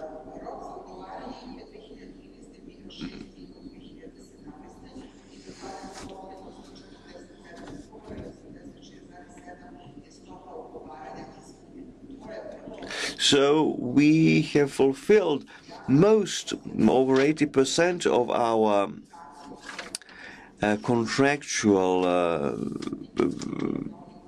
programs and projects. So we have learned how to write and to implement European projects because there are high standards. We also have our public finance reforms, which makes us proud. The government adopted the first report for the year 2015-2016. First report was adopted recently. According to the action plan, we have two new priorities to adopt. And I can tell you that this program, a national plan, involves all institutions.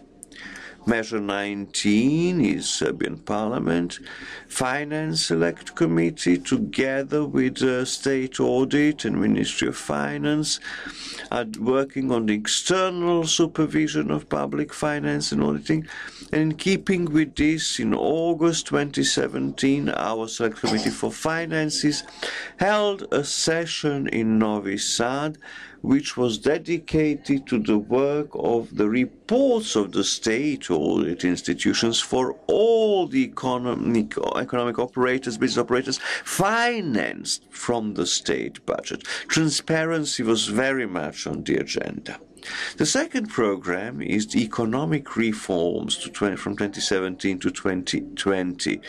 This is the economic management and priorities in structural reforms. We have Serbian experience for these plans. This is the fourth strategic document. There is another document, the Minister of Finance, drafted with the European Commission. This is internal finance control to be implemented by 2021. And this document is the essence. It represents the willingness, readiness of Serbia to deal with European integrations in these important areas in a very responsible way. We had also the ERP presentation here in Serbian Assembly, and I can tell you the MPs that attacked European reforms most, saying that we are slow, their representatives came there to create a media circus, to get media attention, to in the end insult even the finance minister and behave in a very totally inappropriate actually way. They did show the opposition they do not want this European way, and when you listen to them now in the House here, they present themselves as in favor of European values, which they're not. The platform for the reforms was done by the Ministry of Finance and Employment Ministry, and this platform should present the picture of what Serbia did until now. And I mean, it is our way, but we're looking how we can absorb the projects from the areas which are financed by EU funds and IPA. For the year 2014, IPA, all the success of contracting is 17.4% until December 2017. IPA 2015 is expiring on the 29th of December 2019. It's usually road traffic infrastructure, and IPA 2016 expires. Actually, before the end of this year, we should have financial agreement between the government and the EU Commission about the implementation of the National Action Program for Serbia, following the model for the indirect managing of European funds. I want to say that the implementation and financing of the SAA in many areas, like public procurement, is translated in our legislation, and we had probably a liberalization which happened too soon for public procurement, so we have cancelled. We don't have the preferentials anymore, so suppliers from home and abroad are on equal footing. Capital movements, we are regulated. We adopted the law in 2017, the law on agricultural land, and the Article 37 of the SAA in December 2016. We have amended the law on tariffs, and the importers of producers of coffee in Serbia are put on an equal footing. So we have done, a lot in order to demonstrate that we genuinely wish European membership. And all these stories that we are handing down, VAT rates, etc., for foreign concessions, and our finance minister was awarded as the best finance minister in the region by IMF and World Bank.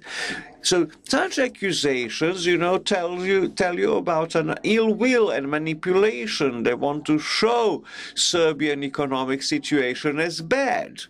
And they're not reading the laws. If they read the law, they would see that the VAT amendments are nothing to do with VAT rates or Air Serbia, but the relationship between different concessionaries. Like when we have an highway, we cannot charge VAT for the concessions. Air Serbia is not a concession. Belgrade Airport is the concession.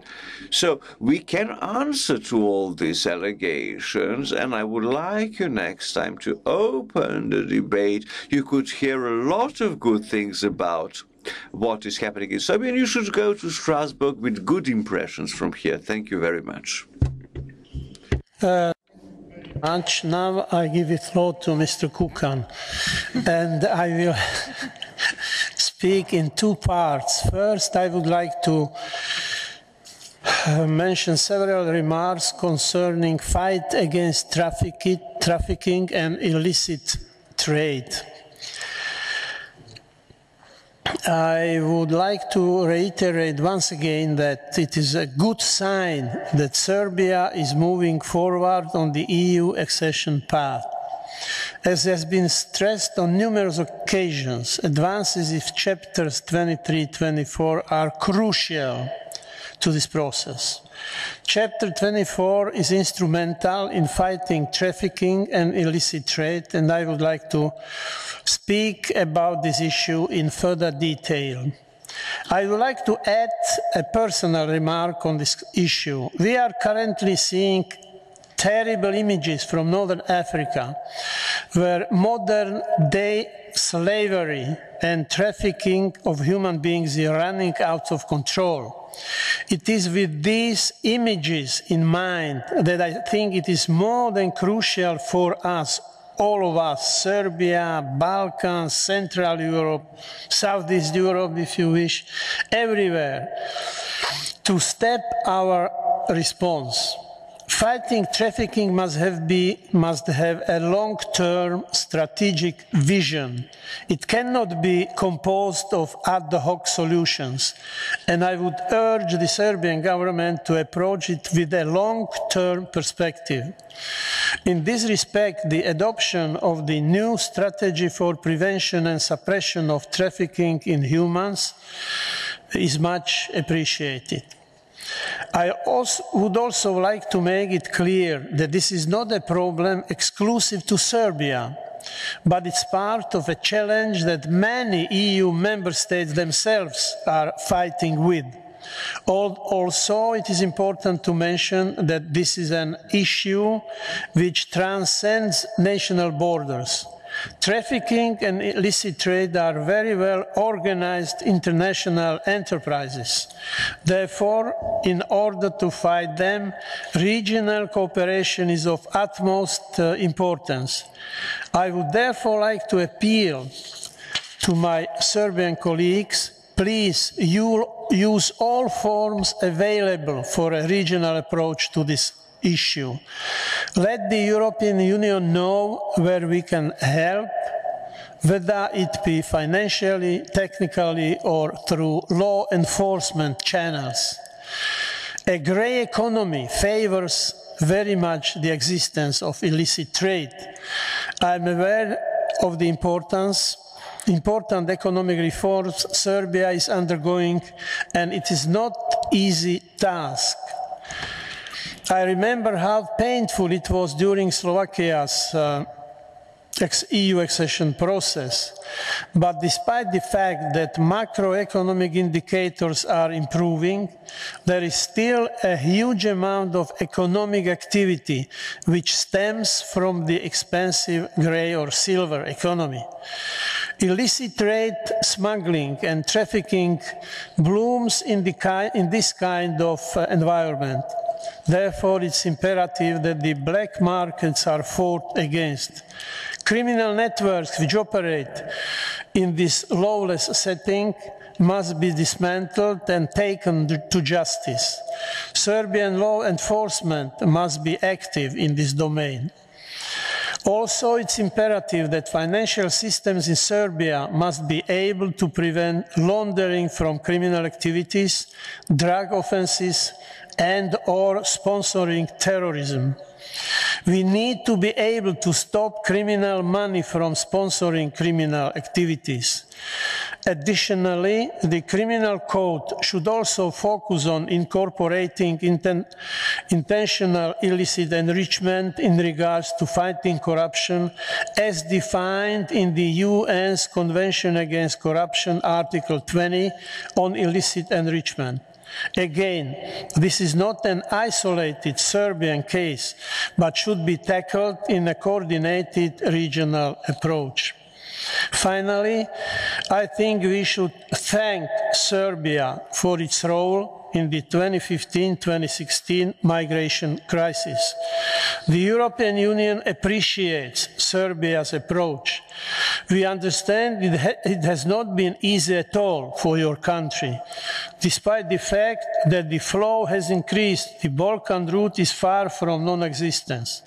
My recommendation would be bring these issues to light, talk about them, and ask for help from the European Union. Thank you very much. This was the first part, and in the second part I have important information for you. We are going to open this issue when we finish this discussion. First, I want to say that till the deadline passed yesterday for tabling the amendments, Secretariat received 27 amendments from delegates of both delegations. Facing this reality in front of us, having experience from previous meetings, I would like to say that on behalf of the delegation of the European Parliament, I move formally the following proposals. Members of the European Parliament delegation are ready to withdraw all their amendments, provided the members of the delegation of Skupština do the same.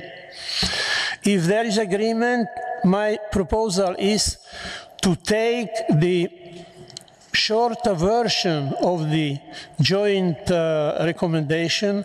You have got it. It's the compromise proposal of both co-chairmen. So we reached agreement on that. And that will be my proposal for us to adopt.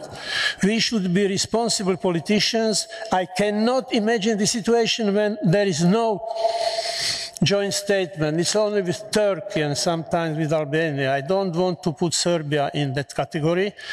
And that's why I submitted this proposal. It's sincere, it's realistic, it's pragmatic, and it's compromise. It's short version. We can elaborate on that. But I found or detected 11 messages in that short statement, and they are dealing with the most current issues which we are discussing in our meeting. Now, that's it, and now I would like to tell you how I intend to go on with this meeting. I would like to finish this discussion. I have 4 names on my speakers list: Mijatović, Bogović, Orlić, and for the second round, Mr. Šormas. I will give you the floor, I saw you, but no, thank you very much for your cooperation. So I have only 3 names on my list, and the list is closed. No hands I saw, so the list is closed. So we are going to listen to 3 more speakers, and then we shall start the process of adoption of the joint statement. So, Mr. Mijatović, the floor is yours. Thank you. I shall be brief. My task is to talk about the implementation of the Brussels Agreement, the development of relations between Belgrade and Pristina. As nothing much has happened between September and today's session, between our 6th and 7th sessions. I shall not repeat what I said in Strasbourg. I'll just give you a couple of remarks. Serbia has unequivocally, clearly, Serbia is quite clear on the importance, of Chapter 35, and within that chapter we are constructive and responsible. I am not going to enumerate all the obstructions on the part of Pristina in implementing what has been agreed. I'll give you a piece of good news. In the meantime, there was an integration of the judiciary. So prosecutors and judges have been integrated into the Pristina legal system, and this is a result which is there thanks to the encouragement we received from the European Union and the pressures brought to bear on Pristina. So this is a result which needs stressing, and we also need to emphasize that Serbia insists that what has been agreed so far should indeed be implemented. Because otherwise we keep reaching agreements and then we have obstacles put in the way of its implementation in practice. I'm not going to talk about all these questions already that I've already spoken about, that I spoke about in September. I'm only going to speak about the Association of Serbian Municipalities, or community, as you like. Serbia insists that this community of Serbian municipalities be set up. Why? Because it will serve as protection for the citizens of Serbia living there, and who are within the legal system of Pristina, and that is why we insist on this process moving ahead. We are aware of the fact that this is a process; it cannot happen tomorrow. But if we have a managing team, a steering committee that does not meet, it should actually define the articles of association, the statute, and the norms for the operation of the community of Serbian municipalities. The constitution of the so-called Republic of Kosovo needs also to be amended to be brought into line with the legal system in Pristina. So much has not been done, but I expect and I have indications that representatives of the European Union will indeed be insisting on that. That is of extreme importance for Serbia. Of course, all other things which mean a better and easier life, that people can trade, that people can travel. That is the task which Serbia is always prepared to accommodate and support. It is our desire that in the forthcoming period we shall indeed chalk up some results on that score. I expect both parliaments to do their part of the work. Whether the format of negotiations will change, that is not something I'm going to talk about right now. What we are interested in now are results. In that vein, I conclude my speech. Thank you very much. Franz Bogovic. Hvala na reči. Thank you for giving me the floor. As our distinguished colleague Marian Rističević, I'm also a farmer, a peasant, and a politician. So I still remember what I used to do in the municipality. I like to talk about regional and rural development. Because this is what the European Union actually does for you, its development, once you become part of it.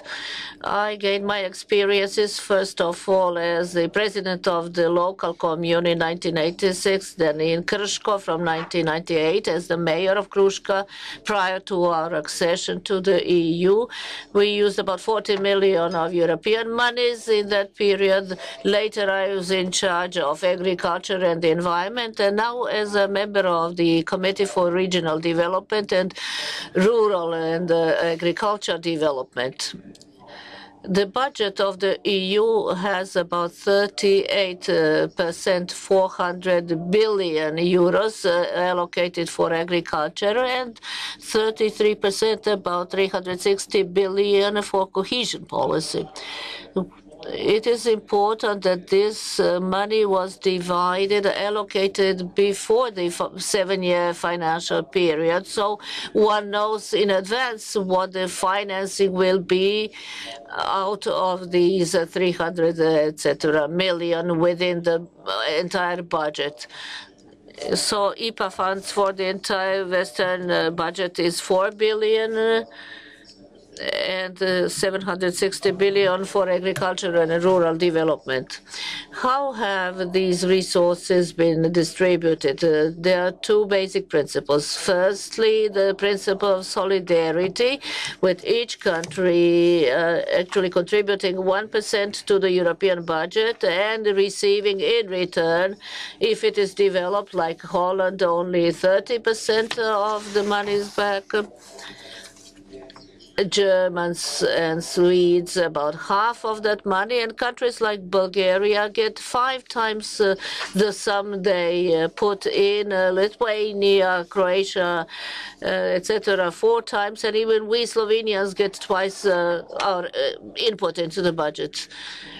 This means that, for instance, Germans over the 7 years pay 100 billion more than they get. The French 55, the Dutch and the Italians about 30 billion more. On the other hand, the Poles get about 82 billion more than they put in. The Romanians 34, the Hungarians 28, Bulgarians over 12 billion more. The Croats 10, and the Slovenians 2.5 billion more than it pays into the fund. So this is something that, if you compare yourselves to the Bulgarians or the others, you can see what your situation is. it is quite positive what you have in Serbia, the growth, your growth, which is the European average, more or less 2.5%. But when you see its distribution within the European Union, we shall start with a forecast from the best to the lowest forecast. Romania 8.6, Lithuania 6.2, Poland 5.2, Czech 5.2, Slovenia 4.9, Estonia 4.2, Hungarian 4.1, Cyprus 3.9, Bulgaria 3.9, Slovaks and Austrians 3.5. Austria is the 11th, and then we have Lithuania, the Netherlands, and Croatia 3.2. So within the first 15 countries, only a number of the old ones have a growth of 3%, meaning that this money significantly influences the growth rate in these countries, which started at a lower level and are actually going from 10 or 12,000 euros GDP and up. The difference between Serbia and these other countries is big. In 1997, Romania was half of the Serbian per capita GDP, whereas now it is much bigger, higher, etc. So these are figures which you can actually parliamentarize, as it were, but you have to calculate and you have to count. That's solidarity. The second principle is the principle of subsidiarity, meaning allocation of money. So we have NUTS 96 regions for which operational plans are made within the EU. And there are 1,343 NUTS 3 regions for which a plan is also made, such as, for instance, for districts in Serbia, something like that. The principle of subsidiarity means that the money within the Union is not only geared towards the centers, Ljubljana, Warsaw, or Budapest, but towards other areas where administrative capacities are established, where there is attention to the development of small and medium-sized enterprises, which are the generator of growth, actually. In Serbia, the first thing I'd like to say is Serbia is not just Belgrade. Serbia is much more, you know that. But when you see how many people are actually lost, as it were, in Belgrade, with a trend, a tendency towards Belgrade, and the brain drain also from Belgrade, and the brain drain or the drain of people from the villages, from the rural areas towards Belgrade, the situation is generally critical. The figures are critical. This is something that we should be talking much more about than we have done so far. This is something that needs to be a very much highlighted topic. The money which comes in, which is distributed among the developed and the less developed. The money is primarily for agriculture per hectare. There the average is also above that in Serbia. The difference is there. And that is why your agriculture is less competitive. If you get less cents per hectare, of course, the difference also accounts for poorer results. If your average barley or wheat yield is below average, that is also reflected in the program. Secondly, when Slovenia used to be a part of Yugoslavia, the digitalization process is also something which is important. We had this digitalization occurring as a lengthy process, but what we have now is the battle for people.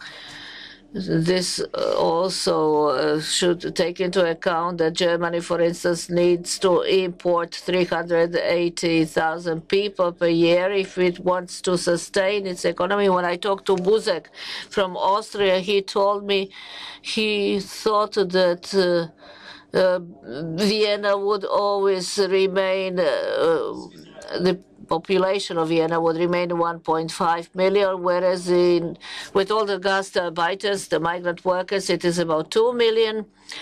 So I believe that what you should do is invest a lot of effort in order to build up your administrative and other capacities in the municipalities, in the local governments. If you think just at the level of ministries, all this European money will actually not be put to good use. I know when I was mayor, all the efforts that we actually invested to be dispersed these monies properly and to put them to good use. So the local capacity is of the essence. A clear national strategy of rural and regional development is also very important in terms of infrastructure, basic infrastructure, roads, railways, broadband, connectivity, and what have you. Then social infrastructure is also very important. In the regions, health institutions, social work institutions, infrastructure and business infrastructure, an ecosystem in which you can create new enterprises which generate development. From my experience in Slovenia, I believe that you should do everything to join the EU as soon as possible, to be fully financed in your agriculture, and by building proper capacity buildings, you should be able to efficiently utilize IPA funds. You should train the personnel for that to be at a future point using much more monies from the European Union. But because of the demographic pressures that I referred to before, I think that prior to your accession to the EU, you should be given either through the EU funds or the Berlin process or through your partner countries in development aid, that you should be given much more resources to prepare for the next stage. Thank you. Thank you very much. Now I give the floor to my distinguished co-chair, Mr. Orlic. Hvala, gospodine Kukan. Thank you, Mr. Kukan. Dear colleagues, I shall split my speech in two parts. First, what I wanted to say about today, comment things that we discussed jointly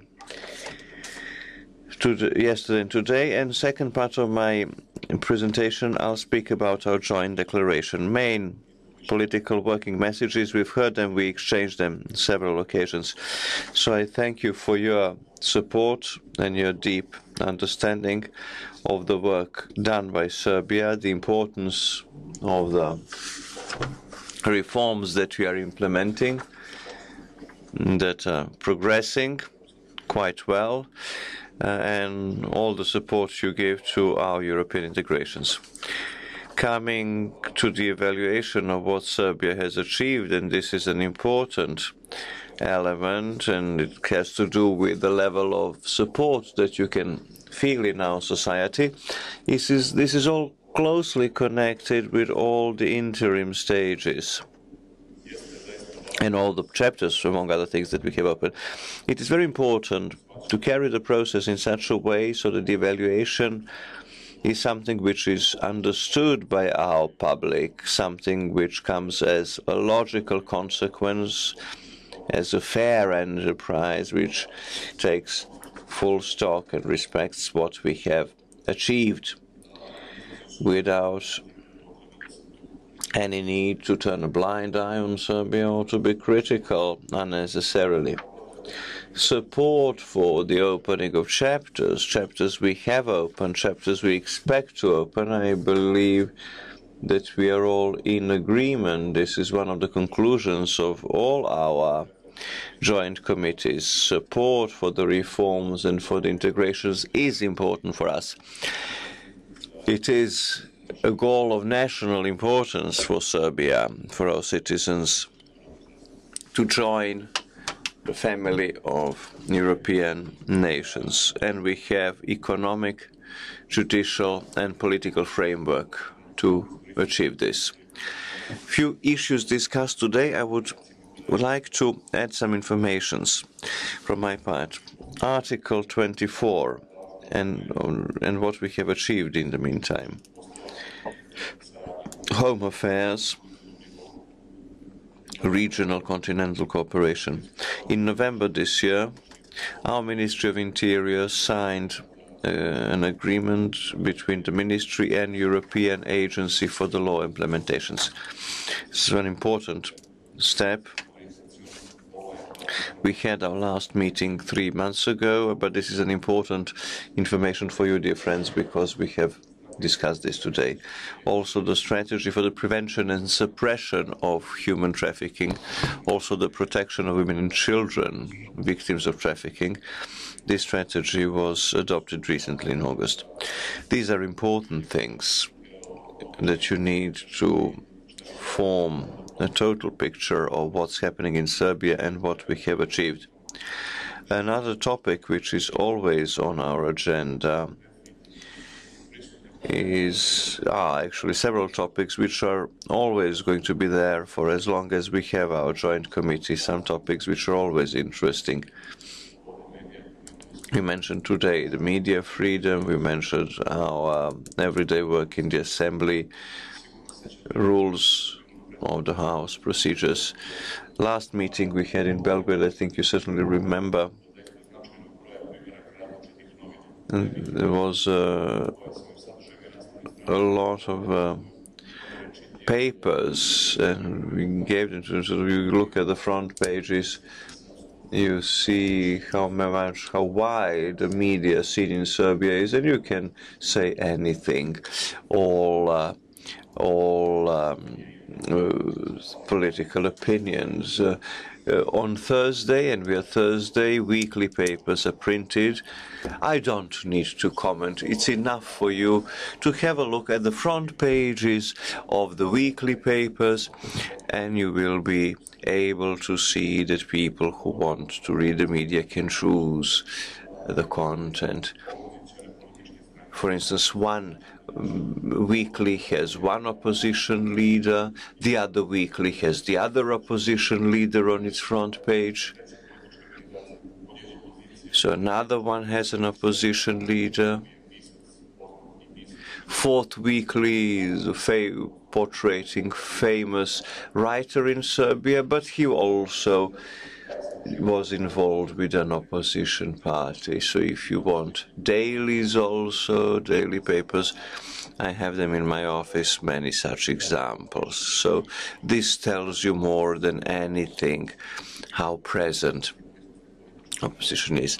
You are experienced politicians, and you know how you can have political topics when you speak about some general issues.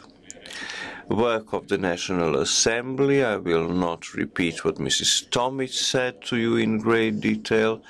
The procedures which are set down in the rules and regulations of the House are respected. If people are not happy with it, that's a different kettle of fish. But people commenting last session or the session before that cannot tell you that anything is done beyond the rules of the House. This is information for you, and that can be checked. A platform to send messages. Yeah, this is the platform. How many messages are sent? I mean, Mr. Rističević is so right there. Statistics tells you so much about it. If you look at some 20 or 30 most active MPs, people who took floor most often, I don't think I exaggerate. I can tell you that majority, the government has 4 or 5 of the most outspoken MPs.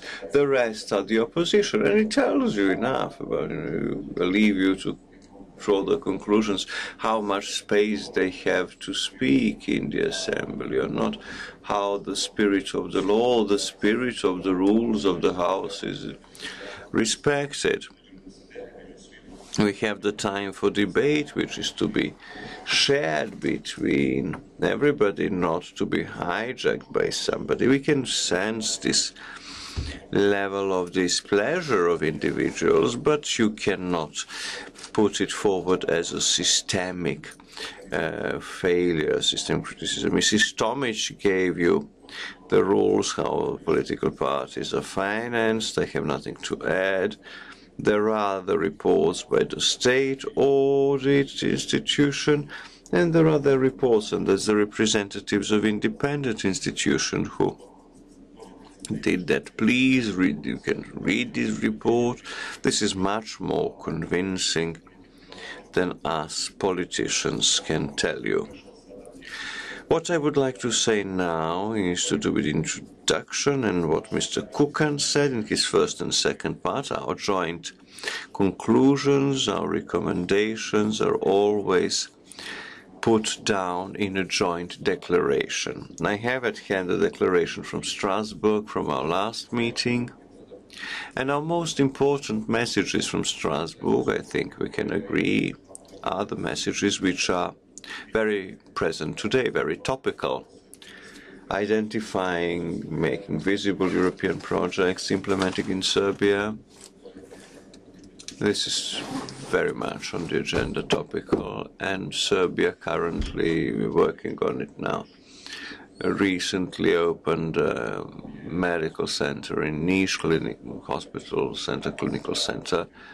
This is an example, outstanding example of cooperation with European Investment Bank. So we have these daily here discussions about IPA funds and IPAR funds here in the Assembly and are also part of the general discussion in Serbia. Dialogue Belgrade-Pristina is also one of the things that is always on the agenda. This is always topical, and we jointly invited all of us. We called for all the agreements between Belgrade and Pristina to be respected. In the past 3 months, we saw no progress on setting up the Association of Serbian Municipalities, and we stressed in our joint declaration in Strasbourg how important the Association of Serbian Communities is for the implementation of Brussels agreements. Improvement of budget. Our budgetary session was finished recently. That's one of the more important conclusions, that improvement of business environment, reducing the budgetary balance between internal and external, also fighting migrant crisis, fighting corruption, judiciary reform, regional cooperation, and I believe an important role that Serbia plays. And these are all the things that we work with daily. So in order not to repeat the messages which are as important, put them again on paper. We said it in Strasbourg as important, and it's still valid what we said in Strasbourg. The most important political messages we exchanged yesterday with EU representatives and government representatives, and what we have exchanged in the room here, we have it in a very concise way, included and enshrined is these three paragraphs of our declarations. On behalf of the majority of the Serbian declaration, I would second Mr. Kukan's proposal for these 3 paragraphs to be the final version of our declaration. On behalf of the the Assembly's majority delegation, I declare our willingness to withdraw Serbian amendments. Also, we can focus on the 3 paragraphs And I think this includes everything that is withdrawn from our delegation, except what Mrs. Marjanovic said. She can comment it, but the majority of our delegation supports this proposal of motion, Mr. Kukan, and I thank you for this. I thank everybody for excellent debate, excellent energy, and great overture, actually, for the next meeting in spring next year. Thank you. Conclude this agenda item, the debate or discussion. I think that it was good. We touched all kinds of issues, and it really showed what we were saying, many of us, that we are real partners. And when we are going to set the new agenda for the next meetings, I think that any issue could be discussed. There shouldn't be any taboo for the discussion between the two of us, and that's what I hope we are going to achieve in the future meetings. So thank you all very much for active participation. And now the next agenda item is the adoption of the joint recommendation. In addition to what I have said, I mentioned this new short version. It's a draft. It's not a new document. You got it before this meeting. It was distributed as a compromise draft by two co-chairs. That is what I'm suggesting we should take as the basis for our adoption of this draft recommendation. So I repeat our proposal. I understand Mr. Orlic also reacted, but before we start adopting it, I would like to open the floor for whatever remarks you may have. Ms. Marjanovic. Yes. Zahvaljujem se. I thank you, Mr. Kukan. I do not want to insist on separating my amendments simply because I see there is the consensus on the European side, a consensus between the European parliamentarians in Serbia.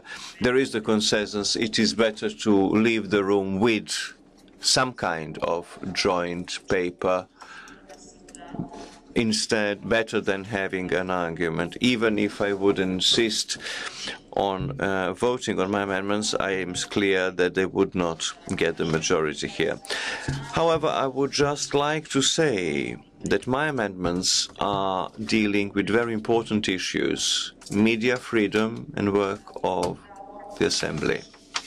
I think we have to do much more in these areas. Many times there are several things which are, things which are not verifiable are said, and then you say, this is the fact what I said. Impartial partners organizations should be involved in establishing what is true and what is not there. Regardless of the fact that my amendments are dropped because there is the overwhelming desire to have a compromise and to leave the room not with differences, but sending the message that we have disagreements, that we have to go forward, it does not mean that these topics are not going to come back to us at every next meeting, every next hurdle, every next report that is adopted by the European Commission. These topics will not going to run away from us, regardless of the fact that we are not going to put this in the joint declaration. Thank you very much. Thank you very much. I don't have any problem with your statement. Anybody else asking for the floor? Mr. Hökmark, please. Gunnar. Thank you very much. I support very much this procedure, but I just wanted to say that the fact that we know that we can agree on what we can agree doesn't mean that a lot of the views in the proposed amendments are relevant. It's more the fact that we don't try to reach a decision and a conclusion about them. So I would like to underline to all of us to read these amendments and to see that amendments, for example, coming from the European Parliament side are relevant and are views that we hope that we can reach out in our communication to you. because this conclusion doesn't mean that we say no to those things. They are still there, up in the air, as views and relevant views. So I do very much support your conclusions, but I would wanted to underline that this does not mean that we are against what has been amended or proposed as amendments. They are very relevant views. Thanks. Okay, thank you for that. Mr. Đurić. Thank you. Well, I have short experience in the work of this committee. It's interesting for me just to see that our previous meetings had 3 pages of conclusions. Now we have 3 points. I worry that there is so little that we can agree upon. And this worries me regarding about our European way, because my party, myself, we really stand behind for our future European way. Nobody should doubt that we are willing to contribute to our European efforts in all our parliamentary capacity. I would only say to our European guests that the critiques here heard by the opposition is a demonstration of our wish to take realistic stock of what is happening in this society. We feel ourselves an unequal part of this society. Citizens that voted for us are equal to all other citizens having different political views. I appeal to our European colleagues to be realistic assessing European achievements of Serbia and not to avoid criticizing if there is grounds for critique. If you make up, whitewash the situation, you can have short-term benefits and huge long-term problems. Thank you very much. Orlić would like to react shortly, please. Kratko kao jedna reč. One sentence, only enough, that's enough. Just to thank Mr. Đurić for the information that his political organization is supporting European integrations of Serbia. I didn't know until now that they're not in favor of suspending European integrations. A number of paragraphs, maybe you were not in the room, we concluded that what was our declaration from the 6th meeting, last meeting, is still valid. This is just an addition to what we concluded 3 months ago. We didn't want to reiterate it, but if you have any amendments, you're free to submit them in our next meetings. We'll take a look at them. Discussion. Since there are no more requests for the floor, I would start with the adoption procedure. Do everybody knows what we are going to vote about? This draft declaration and recommendations. So we are going to vote on the whole document. I'm sorry to say some documents are of the character take it or leave it. This is one of them. It's difficult. If we start amending it, we shall finish nowhere. So I'm asking the members of the European Parliament delegation who is in favor of adoption of this document, please vote.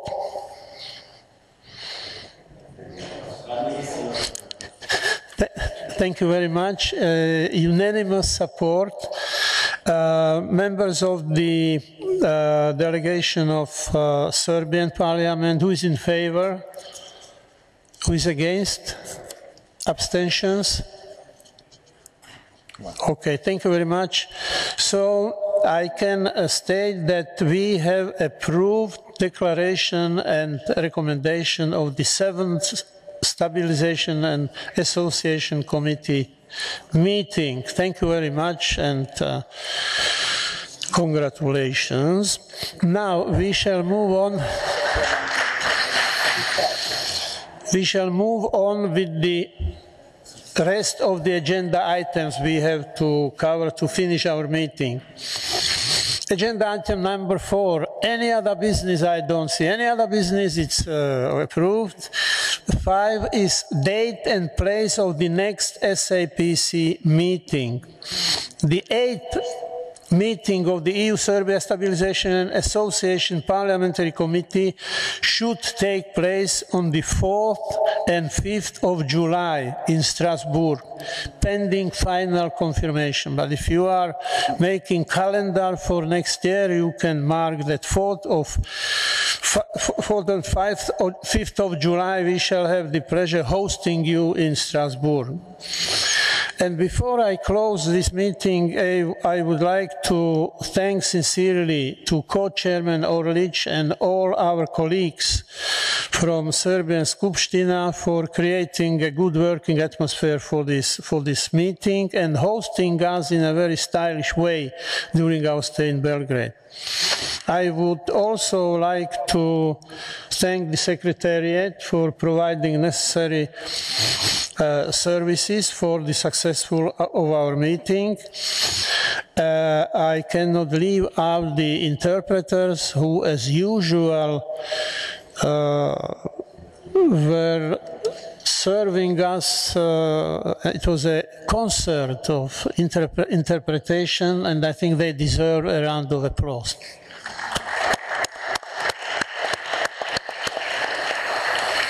I think they should get out and bow to the audience. Okay, so... Lunch will be ready in 5 minutes. In buffet. Okay. So, ladies and gentlemen, it was, again, interesting experience. I wish, since the beginning of New Year is approaching, I would like to wish you all the best to all your families, to all your children and everybody, to the good well-being of all of you. And we are going to continue our cooperation, mutual cooperation, because we have a joint venture project with the EU membership of Serbia. So I wish ourselves much success in our mutual endeavor. Thank you very much. The meeting is adjourned.